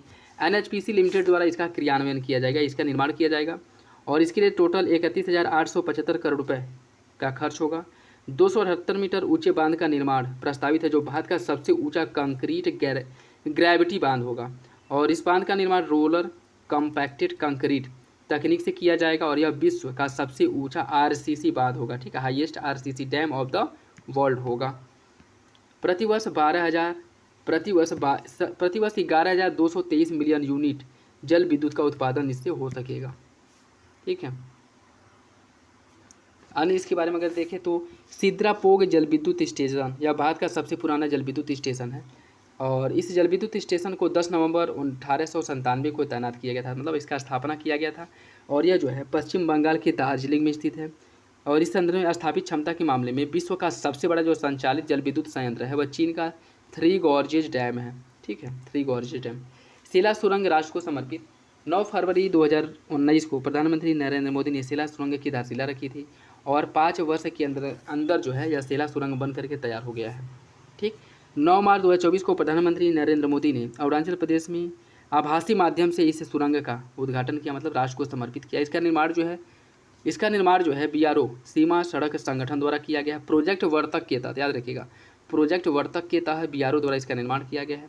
और शिला सुरंग समुद्र तल से 13,000 फीट की ऊंचाई पर स्थित है। सुरंग असम स्थित तेजपुर को अरुणाचल प्रदेश के तवांग से जोड़ेगा। ठीक है, असम के तेजपुर को अरुणाचल प्रदेश के तवांग से जोड़ेगा। इस सुरंग का जो निर्माण है न्यू ऑस्ट्रियन टनलिंग विधि द्वारा किया गया है और समुद्र तल से 13,000 फीट की ऊंचाई पर स्थित यह विश्व की सबसे लंबी द्विलेन सुरंग है। ठीक है, विश्व की सबसे लंबी द्विलेन सुरंग है। शिला सुरंग भारत की सबसे ऊंची सुरंग है। 7 मई 2024 को international book of honour England द्वारा 13,000 फीट की ऊंचाई पर स्थित शिला सुरंग को भारत की सबसे ऊंची सुरंग का मान्यता दिया। और ब्रांगसो पुल को मान्यता 8 मई 2024 को world book of record London द्वारा लद्दाख में स्थित ब्रांगसा जो पुल है इसको विश्व के सबसे ऊंचे मल्टी स्पैन पुल के रूप में मान्यता दी है, जो श्योक नदी पर निर्मित है, जिसकी ऊंचाई जो है 14,900 फीट है। निर्माण BRO द्वारा किया गया है और इसका जो निर्माण है केवल 174 दिनों में किया गया था। इंपॉर्टेंट याद रखिएगा, ब्रांगसा पुल कहाँ पे है? लद्दाख में है। शौर्य की प्रतिमूर्ति लचित बोरफुकन, जिनका जन्म 1962 में हुआ था और मृत्यु 1972 में, या 1971 ईस्वी में लड़े गए सरायघाट के युद्ध में मुगलों को करारी मतलब बुरी तरह से पराजित किया था। 2022 में लचित बोरफुकन की 400वीं जयंती मनाई गई थी। और असम में राज्य स्तर पर प्रतिवर्ष 24 नवंबर को लचित दिवस के रूप में मनाया जाता है। जोरहाट असम में लचित बोरफुकन की कांस्य प्रतिमा का अनावरण किया गया, जिसकी ऊंचाई है 84 फीट और इस प्रतिमा जो है 41 फीट ऊंची है। इसके साथ साथ विश्व में लचित बोरफुकन की सबसे ऊंची प्रतिमा है और इसे जो है शौर्य की प्रतिमूर्ति स्टैचू ऑफ वेलवियर कहा गया है। और इसके शिल्पकार जो है रामवी सुतार इसके शिल्पकार है। ठीक, एकात्मता की मूर्ति 21 सितंबर 2023 को एकात्मता की मूर्ति स्टैचू ऑफ दो बनवेश इसका अनावरण किया गया है, जो गुरु शंकराचार्य की मूर्ति है। और यह मध्य प्रदेश के खंडवा जिले के पुनासी तहसील में मानधाता पर्वत स्थापित किया गया। ऊंचाई है 108 फीट, 54 फीट ऊँचे एक आसन पर स्थित हैं और 27 फीट ऊँचे कमल की पंखुड़ी सदृश आधार जो है दिया गया है। स्टैचू ऑफ सोशल जस्टिस 19 जनवरी 2024 को विजयवाड़ा आंध्र प्रदेश में स्टैचू ऑफ सोशल जस्टिस का अनावरण किया गया, जो डॉक्टर भीमराव अम्बेडकर की प्रतिमा है। 125 फीट ऊंची प्रतिमा है, 81 फीट ऊंचे एक मंच पर यह खड़ी अवस्था में है। और यह विश्व में डॉक्टर भीमराव अम्बेडकर की सबसे ऊंची प्रतिमा है।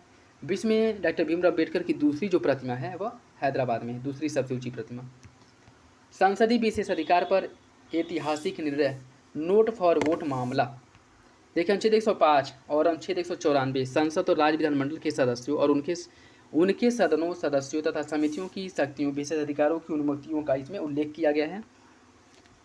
भारत के न्यायाधीश DY चंद्रचूड़ के अध्यक्षता वाली 7 न्यायाधीश की पीठ ने सीता सोरेन बनाम भारत संघ मामले में 4 मार्च 2024 को 1998 में P नरसिम्हन राव बनाम राज्य मामले में 5 न्यायाधीशों द्वारा बहुमत से आधार पर लिया गया जो फैसला था, इसको पलट दिया है या खारिज कर दिया है।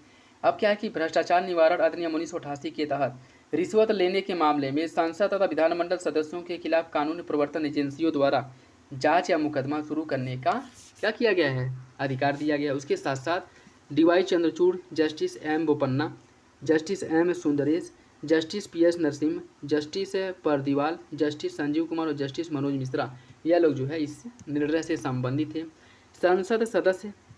सांसद और विधानमंडल सदस्य विधायक सदन में वोट देने या भाषण देने के लिए रिश्वत लेने पर विशेष अधिकार के तहत अभियोजित से छूट नहीं मांग सकते। ठीक है, अगर उनके द्वारा संसद में भाषण देने के लिए या कोई प्रश्न पूछने के लिए या कोई भी एक्टिविटी करने के लिए पैसा लिया जाता है तो उनके विरुद्ध कार्रवाई की जा सकेगी और उन्हें किसी प्रकार का छूट नहीं मिलेगा जो पहले मिला करता था। ठीक है, और यह अगर हम बात करें, यह मामला जो है संविधान के अनुच्छेद 105 सब क्लॉज 2 और 194 सब क्लॉज 2 की व्याख्या से संबंधित है, जो सदन में किसी भी भाषण या वोट के लिए रिश्वत लेने के आरोप में अपराधी मुकदमा चलाने के खिलाफ संसद तथा राज्य विधानमंडल के सदस्यों को संसदीय विशेष अधिकार एवं प्रतिरक्षा सदन का रक्षण करता था। ठीक है, PM सूर्य घर मुफ्त बिजली योजना ग्लासगो UK में आयोजित COP26 हुआ था। इसमें प्रधानमंत्री मोदी द्वारा नवीकरणीय ऊर्जा मंत्रालय के तहत जो 500 गीगावाट गैर जीवाश्म ऊर्जा प्राप्त करने की दिशा में क्या किया गया था, एक घोषणा किया गया था कि ऐसा किया जाएगा। और इसी परिप्रेक्ष्य में जो है सूर्य घर मुफ्त बिजली योजना की शुरुआत की गई है, जिसके अंदर भारत नवीकरणीय ऊर्जा स्थापित क्षमता के संदर्भ में विश्व में चौथे स्थान पर है। पवन ऊर्जा क्षमता के मामले में यह जो है चौथे नंबर पे और सौर ऊर्जा के मामले में 5वें नंबर पे है। 29 फरवरी 2024 को प्रधानमंत्री सूर्य घर मुफ्त बिजली योजना की मंजूरी दी गई है। यह एक केंद्रीय क्षेत्र की योजना है और देश के 1 करोड़ घर की छतों पर सौर प्रणाली स्थापित करने का लक्ष्य रखा गया है। इसके अंतर्गत जो है देश के 1 करोड़ परिवार प्रत्येक माह 300 यूनिट निःशुल्क बिजली प्राप्त कर सकेंगे। कुल व्यय जो है इस पर 75,021 करोड़ रुपया किया जाएगा। 2 किलोवाट क्षमता की सौर ऊर्जा प्रणाली का विकास होगा और इसके साथ साथ 60% राशि जो है वित्तीय सहायता के रूप में होगी और 40% राशि जो है सब्सिडी के रूप में होगी। प्रत्येक जिले में एक आदर्श गांव सौर गांव का विकास किया जाएगा, जो अन्य गाँवों के लिए क्या बने, एक मिसाल बने और अन्य गाँव जो है इससे कह सकते हैं कि इससे जो है प्रेरित होकर के वो भी सौर गाँव के रूप में कन्वर्ट हों।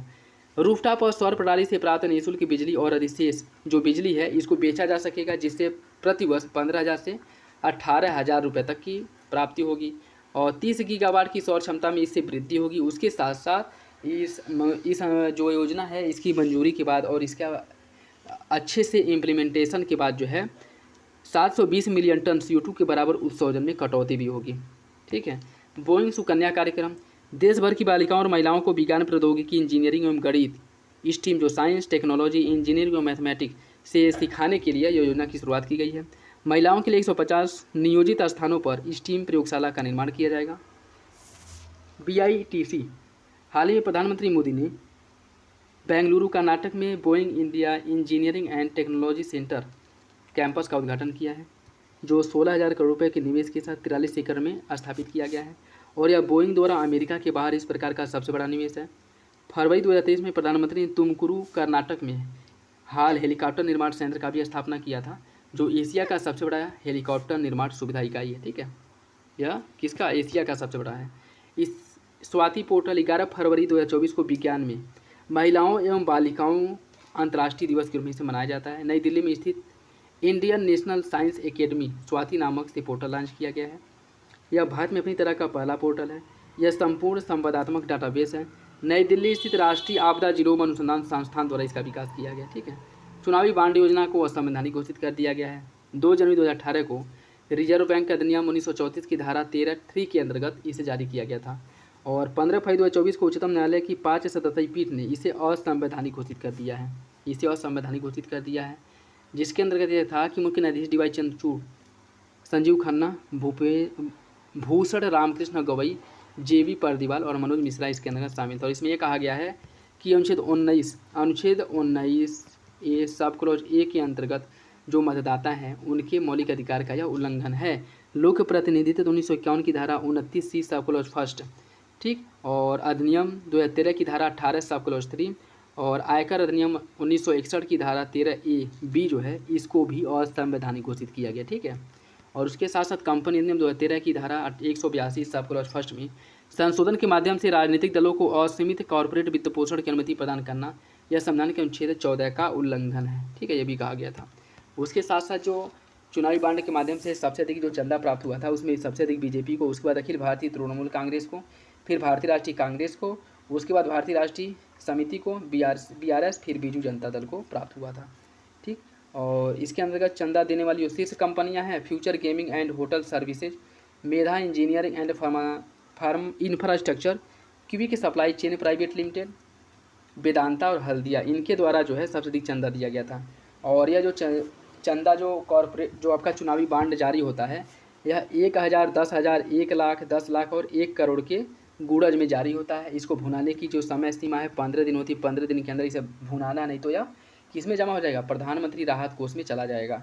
और लोक प्रतिनिधित्व 1951 की धारा 29A के तहत पंजीकृत और लोकसभा या राज्यों की विधानसभा में पिछले आम चुनाव में जिन्होंने न्यूनतम 1% वोट प्राप्त किया है वही यह चंदा प्राप्त कर सकते हैं। ठीक है, और भारतीय स्टेट बैंक और उसकी शाखा के माध्यम से ही यह चंदा को भुनाया जा सकता था। ठीक, भारत रत्न 2024, भारत रत्न जो है 1954 से यह देने की बात की गई थी और अब तक जो है 53 लोगों को भारत रत्न दिया गया, जिसमें से 48 पुरुष हैं और 5 महिला हैं। यह फैक्ट याद रखिएगा। 30 मार्च 2024 को 4 लोगों को दिया गया मृत्यु के बाद और एक जो है इसमें से जिंदा है। ठीक है, टोटल 5 लोगों को प्राप्त हुआ है, जिसमें से 4 लोगों को मृत्यु पर्यंत दिया गया, जिसमें कर्पूरी ठाकुर, चौधरी चरण सिंह, PV नरसिम्हा राव और MS स्वामीनाथन है। और जो इसमें से लाल कृष्ण आडवाणी हैं, इनको जो छोड़ करके बाकी अन्य सभी को मरणोपरांत दिया गया है। कर्पूरी ठाकुर यह प्रसिद्ध स्वतंत्रता सेनानी, राजनीतिक और शिक्षक थे। इन्हें जननायक के नाम से जाना जाता है और यह बिहार के 2 बार मुख्यमंत्री रह चुके हैं। और पिछड़े वर्गों के लिए बिहार में पिछड़े वर्गों के लिए जो आरक्षण लागू हुआ है ना, वह इन्हीं की देन है, इन्हीं के प्रयासों से लागू हुआ है। तो इम्पॉर्टेंट फैक्ट है, याद रखिएगा। 1978 में मुंगेरी लाल आयोग की रिपोर्ट के आधार पर ही पिछड़े वर्गों को सर्वप्रथम आरक्षण दिया गया था। और जननायक एक्सप्रेस जो ट्रेन चलती है इन्हीं के नाम से चलती है, जो दरभंगा से लेकर के अमृतसर के बीच चलाई जाती है।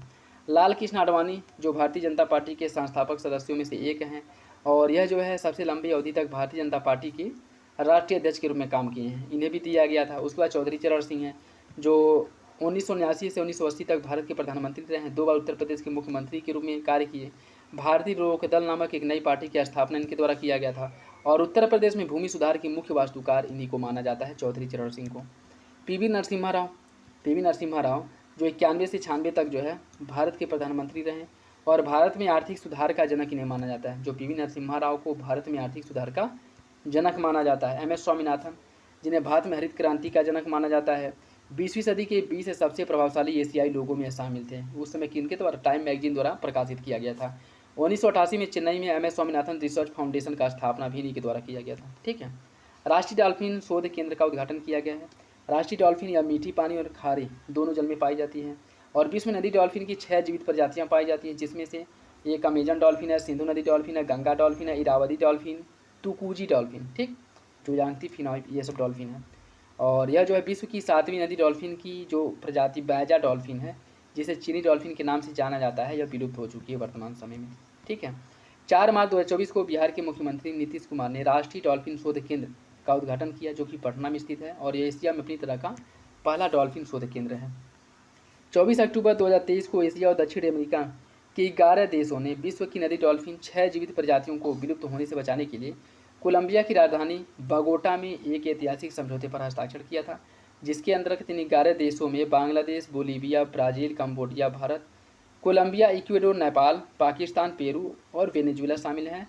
और प्रत्येक वर्ष जो है 5 अक्टूबर को राष्ट्रीय डॉल्फिन दिवस के रूप में मनाया जाता है। ठीक है, ये भी याद रखिएगा। सुदर्शन सेतु का उद्घाटन देवभूमि द्वारका गुजरात में कच्छ की खाड़ी के दक्षिण में स्थित एक जिले में इसका उद्घाटन किया गया है। 25 फरवरी 2024 को प्रधानमंत्री नरेंद्र मोदी द्वारा सुदर्शन सेतु का उद्घाटन हुआ है। यह सेतु जो है मुख्य भूमि को बेट द्वारका द्वीप से जोड़ेगा। उसके साथ साथ इसकी जो कुल लंबाई है 2.32 किलोमीटर है। 900 मीटर लंबा भाग केबल के सहारे टिका है और यह देश का सबसे लंबा केबल आधारित पुल है। 4 लेन का है। इस सेतु की जो कुल चौड़ाई 27.20 मीटर है और दोनों तरफ 2.5 मीटर का फुटपाथ भी बनाया गया है। ठीक है। प्रधानमंत्री मत्स्य किसान समृद्धि योजना केंद्रीय मत्स्य पालन और डेयरी मंत्रालय द्वारा प्रधानमंत्री मत्स्य संपदा योजना की शुरुआत की गई है और समग्र विकास के लिए 20,050 करोड़ रुपये का आवंटन किया गया है। और 20,050 करोड़ रुपये का जो निवेश है देश के मत्स्य पालन क्षेत्र में होने वाला अब तक का सबसे बड़ा निवेश है। ठीक है, याद रखिएगा। और वित्त वर्ष 2020-21 में वित्त वर्ष 24-25 तक के लिए 2021 से 24-25 के लिए 5 वर्ष की अवधि के लिए सभी राज्यों और केंद्र शासित प्रदेशों के कार्यान्वयन किया जाएगा। ठीक है। और इसके साथ साथ 8 फरवरी 2024 को प्रधानमंत्री मत्स्य किसान समृद्धि योजना को मंजूरी दी गई। यह उप योजना सभी राज्यों केंद्र शासित प्रदेशों में 23-24 से लेकर के 26-27 तक 4 वर्ष की अवधि के लिए लागू होगा। उत्तराखंड में समान नागरिक संहिता भाग 4 अनुच्छेद 44 के अंतर्गत जो है समान नागरिक संहिता का उल्लेख किया गया, जो एक देश एक कानून की अवधारणा पर आधारित है। 7 फरवरी 2024 को उत्तराखंड समान नागरिक संहिता विधेयक पारित करने वाला देश का पहला राज्य बन गया है। अनुच्छेद 201 के अधीन राष्ट्रपति द्रौपदी मुर्मू ने समान नागरिक संहिता उत्तराखंड विधेयक को स्वीकृति दिया था 11 मार्च को, जिसके बाद यह लागू हो गया। इसका उद्देश्य क्या होगा? विवाह विच्छेद, उत्तराधिकार, सहवासी संबंध, लिव इन रिलेशन और विषयक कानून से तत्संबंधी मामलों को नियंत्रित और विनियमित करना, और यह पूरे उत्तराखंड में लागू होगा। भारत के संविधान के अनुच्छेद 266 के खंड 25 सहपाठित अनुच्छेद 342 इसके अंतर्गत निर्धारित किसी भी अनुसूचित जनजाति के सदस्यों पर इस संहिता के अंतर्गत प्रावधान, मतलब जो अनुसूचित जनजाति वाले जो क्षेत्र हैं और जो लोग हैं उनके ऊपर यह कानून लागू नहीं होगा। ठीक है, याद रखिएगा। श्री राम जन्मभूमि मंदिर में प्राण प्रतिष्ठा समारोह। देखिए 22 जनवरी 2024 को भगवान श्री राम के बाल रूप विग्रह की जो विधुपी प्राण प्रतिष्ठा इसका आयोजन किया गया। इस अवसर पर जो है उत्तर प्रदेश की राज्यपाल आनंदीबेन पटेल, मुख्यमंत्री योगी आदित्यनाथ के साथ RSS के प्रमुख मोहन भागवत ये लोग इसमें शामिल थे। उसके साथ राम जन्मभूमि के जो न्यास जो अध्यक्ष हैं महंत नृत्य गोपाल दास ये भी शामिल थे। 11 दिनों के व्रत अनुष्ठान के दौरान प्रधानमंत्री नरेंद्र मोदी द्वारा, यह इंपॉर्टेंट है, ठीक है, क्यों इंपॉर्टेंट अभी बता रहा हूँ। 11 दिनों के व्रत के बाद जो है मोदी द्वारा कालाराम मंदिर पंचवटी धाम नासिक, पवित्र त्रिपायर श्री राम स्वामी मंदिर केरल, वीरभद्र मंदिर लेपाक्षरी आंध्र प्रदेश, श्रीरंगम स्वामीनाथ मंदिर जो है श्रीरंगम तमिलनाडु, श्री अरुलमिगु रामनाथ स्वामी मंदिर रामेश्वरम, गुरुवायूर मंदिर केरल और कोठडा राम स्वामी मंदिर धनुषकोटी तमिलनाडु। इनका दौरा जो है इनके द्वारा किया गया था। ठीक है, और यह इंपॉर्टेंट क्यों है? क्योंकि इन सभी मंदिरों का संबंध श्री राम से है, इन सभी मंदिरों का। ठीक है, तो यार सभी मंदिरों का संबंध किससे? श्री राम से है, जिनका दौरा जो है मोदी द्वारा किया गया था। और श्री राम की प्रतिमा के निर्माण में कर्नाटक से लाए गए लगभग 2.5 अरब वर्ष पुराने कृष्ण शिला पत्थर काले ग्रेनाइट का उपयोग किया गया है। और मूर्ति का जो वजन है 200 किलोग्राम है, ऊंचाई लगभग 4.24 फीट है, 5 वर्ष की आयु के रामलला की खड़ी मुद्रा का इस निर्माण किया गया है। और रामलला को कमल के फूल के आकार के आधार पर जो है खड़ी मुद्रा में दर्शाया गया है। रामलला की इस प्रतिमा के दोनों तरफ भगवान विष्णु के 10 अवतारों का वर्णन किया गया, कह सकते हैं कि उनकी मूर्तियों को भी उकेरा गया है, जिसमें मत्स्य, कूर्म, वराह, नरसिंह, वामन, परशुराम, राम, कृष्ण, बुद्ध और कल की जो भविष्य के देवता हैं, इनको जो है उकेरा गया है। ऊपरी हिस्से में सूर्य भगवान और दोनों तरफ के गोलाकार हिस्से में स्वास्तिक, ओम, चक्र, गदा आदि का प्रदर्शन किया गया। निचले हिस्से में एक तरफ हनुमान जी और दूसरी तरफ गरुड़ जी की मूर्तियां बनाई गई हैं। मूर्ति कला जो है कर्नाटक के अरुण योगीराज द्वारा बनाया गया है। और बालक रूप जो मूर्ति है इसे बालक राम नाम दिया गया है, बालक राम, ठीक है। और इसके बारे में कुछ और अगर हम देखें तो यह जो है नागर शैली में इसका निर्माण किया गया है। मंदिर की जो लंबाई है पूर्व से लेकर के पश्चिम 380 फीट है, चौड़ाई 250, ऊंचाई 161, 3 मंजिला महल है। टोटल जो है प्रत्येक मंजिले की ऊंचाई 20 फीट होगी। कुल इसमें 392 खंभे और 44 द्वार हैं। उसके साथ साथ गर्भगृह में श्री राम की बालक रूप प्रतिमा का अनावरण किया गया है। प्रथम तल पर श्री राम दरबार होगा। इसमें टोटल 5 मंडप हैं, जिन्हें नृत्य मंडप, रंग मंडप, सभा मंडप, प्रार्थना मंडप और कीर्तन मंडप नाम दिया गया है। उसके साथ साथ जो है मंदिर में 4 ओर आयताकार परकोटा 734 मीटर और चौड़ाई 14 फीट का बनाया गया है। उसके साथ साथ भगवान सूर्य, माँ भगवती, भगवान शिव और गणपति के मंदिरों की स्थापना की गई है। और सीताकूप विद्यमान होगा इसमें। इसके साथ साथ महर्षि वाल्मीकि, महर्षि वशिष्ठ, महर्षि विश्वामित्र, महर्षि अगस्त्य ऋषि, निषाद राज, माता सबरी और ऋषि पत्नी देवी अहिल्या को समर्पित इनकी मूर्तियों का भी निर्माण किया जाएगा। और उसके साथ साथ इस मंदिर की विशेषता यह है कि इसमें कहीं भी लोहे का प्रयोग नहीं किया गया है, ठीक है। और गुलाबी रंग का बलुआ पत्थर राजस्थान से लाया गया है। उच्च गुणवत्ता वाला जो टीक का लकड़ी है महाराष्ट्र से, तेलंगाना कर्नाटक से ग्रेनाइट पत्थर, ब्रासवेयर उत्तर प्रदेश से प्राप्त किया गया, ठीक। घंटिया तमिलनाडु से, लकड़ी के दरवाजे हैदराबाद तेलंगाना से लाए गए हैं। और श्री राम जन्मभूमि मंदिर के मुख्य स्थापित जो चक्रकांत है सोमपुर से। श्री राम जन्मभूमि मंदिर की एक अनूठी विशेषता इसका सूर्य तिलक है, जो उसमें बहुत ज़्यादा चर्चा में था, जिसमें जो है 12 बजे जो है रामनवमी के दिन 12 बजे 6 मिनट के लिए सूर्य की किरणें जो है मूर्ति के माथे पर जो है पड़ती हैं, ठीक है। और इसका जो डिज़ाइन है, ये जो मूर्ति पर 6 मिनट के लिए सूर्य की रोशनी पड़ती है, CSIR केंद्रीय भवन अनुसंधान संस्थान रुड़की ने सूर्य तिलक का डिजाइन किया था। विभिन्न राज्यों के वाद्य यंत्र जो है इसमें मंगाए गए थे और जिसका वादन किया गया था, जैसे कर्नाटक से वीणा, पंजाब से अलगोजा, महाराष्ट्र से सुंदरी, ओडिशा से मर्दल, मध्य प्रदेश से संतूर, मणिपुर का पुंग, असम का नगाड़ा काली, छत्तीसगढ़ का तंबूर, दिल्ली का शहनाई, राजस्थान का रावण हत्था, पश्चिम बंगाल का श्रीखोल सरोद, तमिलनाडु का नागस्वरम तविल मृदंगम, आंध्र प्रदेश का घटम, झारखंड का सितार, गुजरात का बिहार का पखावज और उत्तराखंड का हुड़का। अटल बिहारी वाजपेयी शिवड़ी नहावा सेवा अटल टनल का उद्घाटन। 12 जनवरी 2024 को प्रधानमंत्री नरेंद्र मोदी ने अटल बिहारी वाजपेयी शिरडी नहावा सेवा अटल सेतु का उद्घाटन किया। यह जो है शिवड़ी दक्षिण मुंबई से प्रारंभ होकर के नहावा सेवा तक जाएगा। यह भारत का सबसे लंबा सेतु है, सबसे लंबा समुद्र सेतु भी है और विश्व का 12वां सबसे लंबा समुद्र सेतु है। कुल लंबाई है 21.8 किलोमीटर। यह 6 लेन का है। नाभिकीय रिएक्टर का निर्माण इसको बनाने में किया गया, ठीक है। नाभिकीय रिएक्टर तकनीक का निर्माण किया गया है। सामग्री का आपदा प्रतिरोधी है। निर्माण में 1.77 लाख मीट्रिक टन इस्पात लगा है, जो एफिल टावर की तुलना में 17 गुना अधिक है और हावड़ा ब्रिज की तुलना में 4 गुना अधिक है। और 15 मिनट में तय, पहले जो दूरी तय करने में 2 घंटे लगती थी मुंबई से नई मुंबई की, अब जो है 15 मिनट में की जा सकेगी।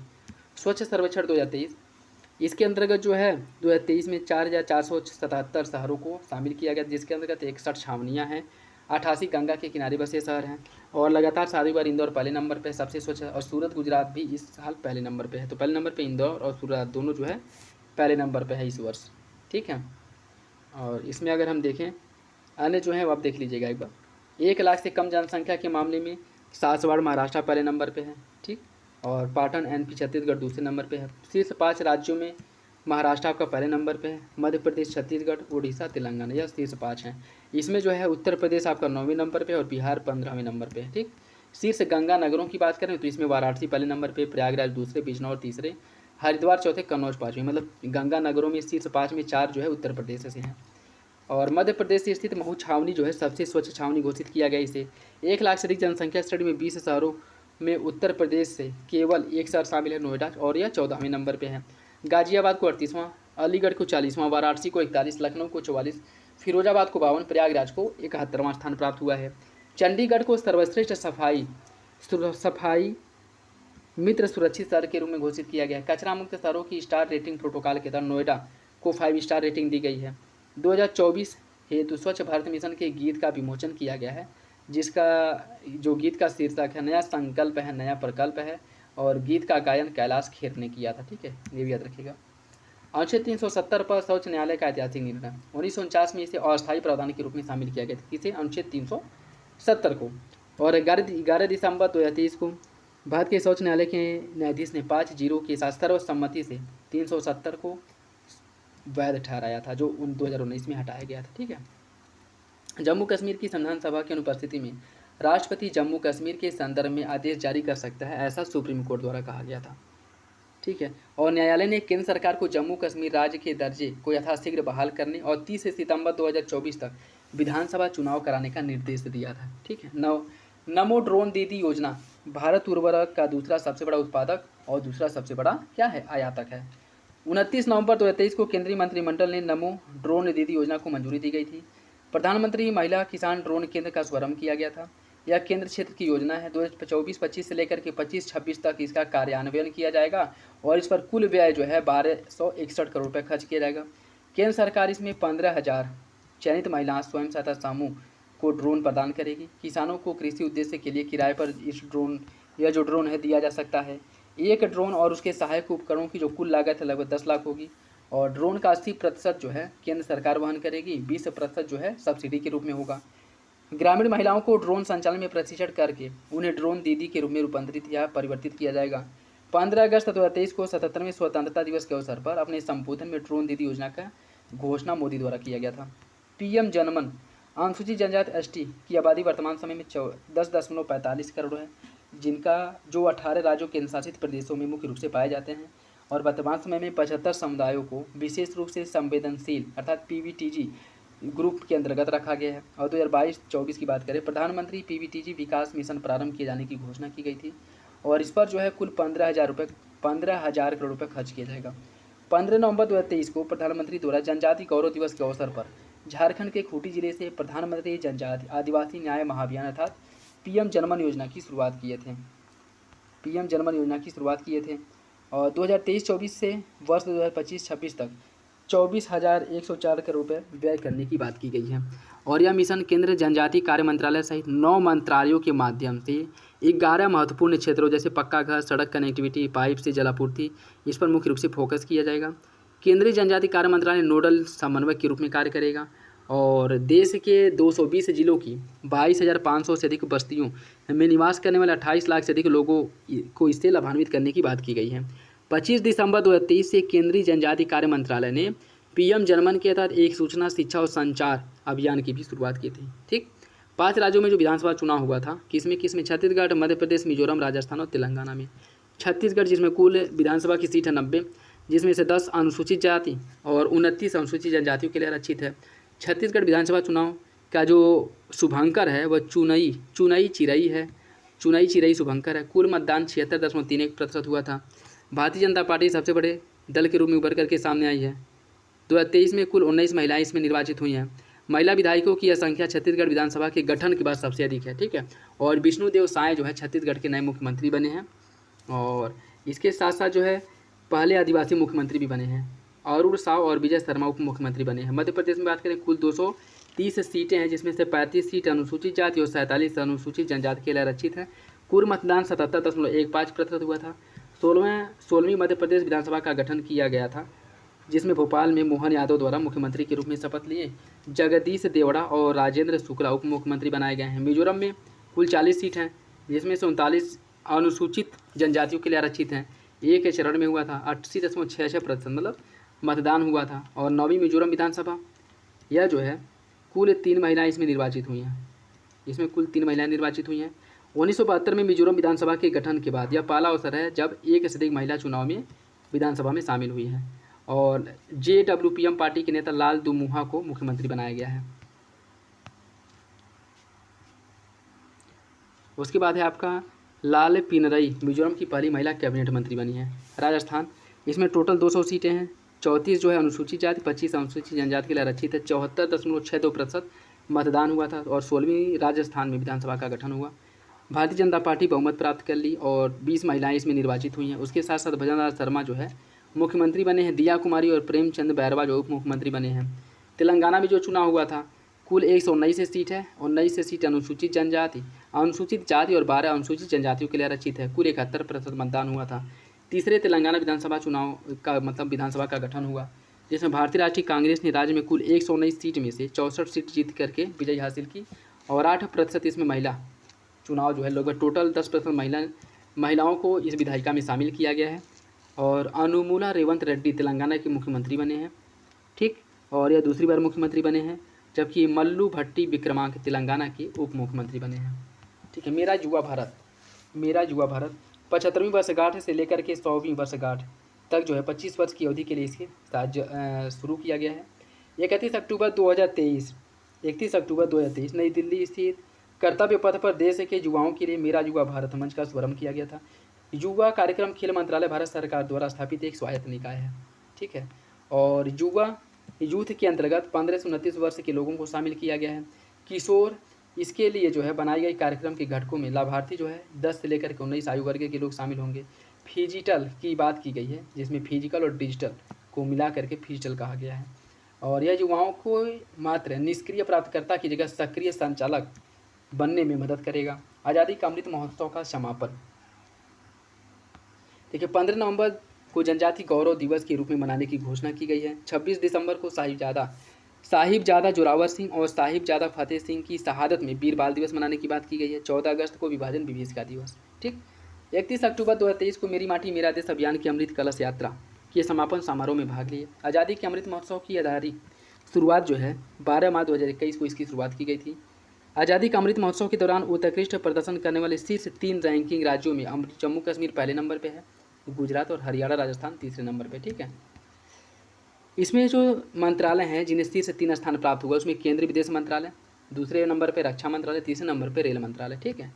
31 अक्टूबर 2023 को अमृत महोत्सव स्मारक का शिलान्यास किया गया था। मेरा माटी मेरा देश, यह अभियान उन वीरों एवं वीरांगनाओं को श्रद्धांजलि स्वरूप आयोजित किया गया जिन्होंने देश के लिए सर्वोच्च बलिदान दिया, जिसका टैगलाइन है मिट्टी को नमन वीरों को वंदन। इसका टैगलाइन है नमो भारत ट्रेन भारत की पहली रैपिड रेल सेवा, क्षेत्रीय रैपिड ट्रांजिट प्रणाली RRTS regional rapid transit system. यह जो है राष्ट्रीय राजधानी क्षेत्र NCR के विभिन्न महत्वपूर्ण जो नगर हैं उनको आपस में जोड़ने के लिए विकसित किया गया है। यह दिल्ली गाजियाबाद मेरठ, दिल्ली गुरुग्राम SNB अलवर, दिल्ली पानीपत, दिल्ली फरीदाबाद बल्लभगढ़ पलवल, गाजियाबाद खुर्दा, दिल्ली बहादुरगढ़ रोहता, गाजियाबाद हापुड़ और दिल्ली सहादरा, इनके बीच जो है कनेक्टिविटी प्रदान करेगा। 20 अक्टूबर 2023 को भारत की पहली रैपिड रेल सेवा नमो भारत ट्रेन को राष्ट्र को समर्पित किया गया। और साहिबाबाद में दुहाई डिपो को जोड़ने वाली नमो भारत रैपिड ट्रेन को हरी झंडी दिखा करके रवाना किया गया है। दिल्ली गाजियाबाद मेरठ RRTS गलियारे, इसकी कुल लंबाई 82.15 किलोमीटर होगी और इसकी जो गति है अधिकतम 180 किलोमीटर प्रति घंटे की चाल से यह चलेगा। गांगे डॉल्फिन उत्तर प्रदेश का जलीय जीव घोषित किया गया। वैज्ञानिक नाम प्लेटिनिस्टा गैंगेटिका है और गांगे डॉल्फिन अब विश्व में मीठे पानी में पाई जाने वाली 4 डॉल्फिन प्रजातियों में से एक है, ठीक है। यांगसी नदी चीन डॉल्फिन, उसके साथ साथ सिंधु नदी डॉल्फिन है जिसे भूलन डॉल्फिन भी कहा जाता है। अमेजन लैटिन अमेरिका में पाई जाने वाली डॉल्फिन है, ठीक है। और 2006 में चीन की जो डॉल्फिन है इसे विलुप्त घोषित कर दिया गया था। अक्टूबर 2023 में उत्तर प्रदेश सरकार के वन विभाग द्वारा गांगे डॉल्फिन को प्रदेश के जलीय जीव के रूप में मान्यता दी गई थी और पूर्व केंद्र सरकार ने मई 2010 में गांगे डॉल्फिन को राष्ट्रीय जलीय जीव घोषित किया था। 2008 में असम सरकार द्वारा राज्य का जलीय जीव घोषित किया गया था। उसके साथ साथ 2019 में पंजाब द्वारा सिंधु नदी डॉल्फिन को राज्य का जलीय जीव घोषित किया गया था। उत्तर प्रदेश सरकार का जो राज्य मछली है वह चीतला है, जबकि देसी मांगुर बिहार का राज्य मछली है। IUCN की लाल सूची में जो गंगा डॉल्फिन है इसे संकटग्रस्त इंडेंजर्ड श्रेणी में रखा गया है और वन्यजीव संरक्षण अधिनियम 1972 की अनुसूची फर्स्ट शेड्यूल्ड फर्स्ट में रखा गया है और साइट्स के अपशिष्ट या अपेंडिक्स फर्स्ट के अंतर्गत रखा गया, ठीक है। घोल मछली गुजरात का राज्य मछली, इसे 21 नवंबर 2023 को विश्व मत्स्यिका दिवस के अवसर पर घोल मछली को गुजरात का राज्य मछली का दर्जा दिया गया है। वैज्ञानिक नाम प्रोटोनिबिया डायकैथरा है और यह भारत में पाई जाने वाली सबसे बड़ी मछलियों में से एक है। इसे गोल्डन ब्राउन गोल्ड फिश के नाम से भी जाना जाता है। ठीक है। विक्रमशिला डॉल्फिन अभयारण्य बिहार में है। विक्रमशिला डॉल्फिन अभयारण्य बिहार के भागलपुर में है। ठीक है, बिहार के भागलपुर में है। और 15 अगस्त 2020 को प्रोजेक्ट डॉल्फिन की घोषणा की गई थी, ये भी याद रखिएगा। भारतीय भेषज संहिता आयोग PDG का सदस्य बन गया है। भारत भेषज संहिता आयोग का प्रकाशन किया गया है। भारतीय भेषज संहिता आयोग केंद्रीय स्वास्थ्य एवं परिवार कल्याण मंत्रालय का एक स्वायत्त संस्थान है। 3 से 4 अक्टूबर 2023 को फार्माकोपियल वार्ता समूह की वार्षिक बैठक का आयोजन हैदराबाद में किया गया था। और यह अमेरिका, यूरोप, जापान के बाहर आयोजित होने वाला पहला बैठक है। भारत भेषज संहिता आयोग को PDG के अस्थायी सदस्यों के रूप में भारत को शामिल किया गया है। और WHO इस समूह में एक पर्यवेक्षक के रूप में, ऑब्जर्वर के रूप में शामिल हुआ था। ठीक है, ये भी याद रखिएगा।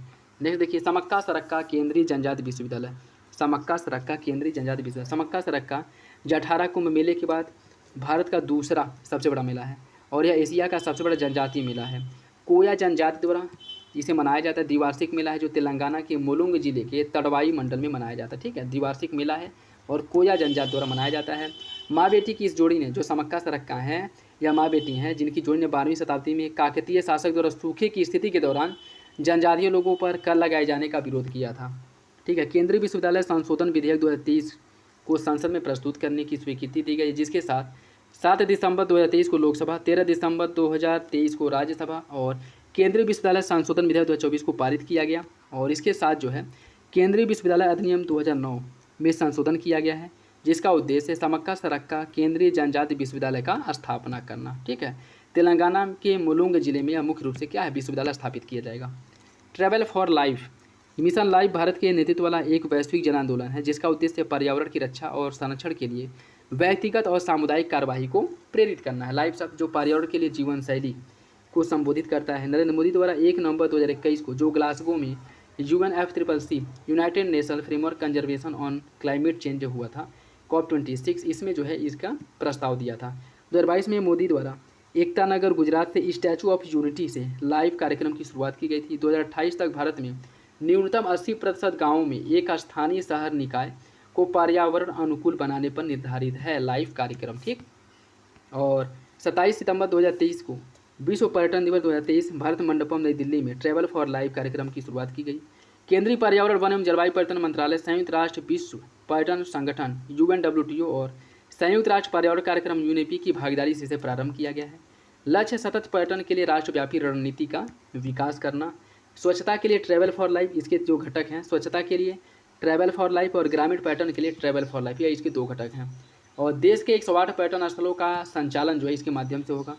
सर्वश्रेष्ठ पर्यटन ग्राम प्रतियोगिता, केंद्रीय पर्यटन मंत्रालय द्वारा संचालित सर्वश्रेष्ठ पर्यटन ग्राम प्रतियोगिता का आयोजन किया जाएगा, जिसका उद्देश्य ऐसे गांव को सम्मानित करना है जो ग्रामीण पर्यटन स्थल का सबसे अच्छा उदाहरण प्रस्तुत करता हो। 27 सितंबर 2023 को सर्वश्रेष्ठ पर्यटन गाँव का पुरस्कार दिया गया और इसके तहत कुल 35 गाँवों को पुरस्कृत किया गया है, जिसमें 5 गाँवों को गोल्ड, 10 गाँवों को रजत और 20 गाँवों को कांस्य पदक दिया गया। ठीक है, और इसमें जो गांव हैं, जैसे दादर का गांव जो बादीपुर का है जम्मू कश्मीर, इस जिन्हें गोल्ड दिया गया। ठीक है, सरमोली गांव पिथौरागढ़ उत्तराखंड, रेईकर गांव ममित मिजोरम, कंथालपुर इडुक्की केरल और मड़वा पन्ना मध्य प्रदेश, जिसमें उत्तर प्रदेश को जो रजत पुरस्कार मिला है, उत्तर प्रदेश के कुरैना गाँव को मिला है। ठीक है, इसको रजत पुरस्कार मिला है। राष्ट्रीय हल्दी बोर्ड का गठन किया गया है। सदाबहार हल्दी जो है एक सदाबहार औषधि गुणों वाला पौधा है। 4 अक्टूबर 2023 को राष्ट्रीय हल्दी बोर्ड का गठन को अधिसूचना दी गई है। ठीक है, और राष्ट्रीय हल्दी बोर्ड के केंद्रीय गतिविधियों के माध्यम से 2030 तक भारत द्वारा हल्दी निर्यात को $1 बिलियन तक पहुंचाने का लक्ष्य रखा गया है। नारी शक्ति बंधन अधिनियम, महिला आरक्षण संबंधी विधेयक की 11वीं लोकसभा में तत्कालीन प्रधानमंत्री HD देवगौड़ा के कार्यकाल में 12 सितंबर 1996 को प्रस्तुत किया गया था, लेकिन पारित नहीं हुआ। दूसरी बार 12वीं लोकसभा में 1998 में, फिर 13वीं लोकसभा में भी इसे क्या किया गया था, पेश किया गया था, लेकिन पारित नहीं हो पाया था। 19 सितंबर 2023 को महिला आरक्षण विधेयक को संविधान के 128वां संशोधन विधेयक द्वारा पेश किया गया। 20 सितंबर को लोकसभा द्वारा पारित किया गया, 21 सितंबर को राज्यसभा द्वारा और 28 सितंबर को राष्ट्रपति की मंजूरी मिलने के बाद यह 106 जो है अधिनियम बन गया, 106 संविधान संशोधन अधिनियम बन गया। ठीक है, और इसके अंतर्गत जो है संसद के एक विशेष सत्र के दौरान इसे पारित किया गया था। इस कानून को अनौपचारिक रूप से नारी शक्ति बंधन अधिनियम नाम दिया गया है और यह जो है नए संसद भवन में पारित होने वाला पहला विधेयक है।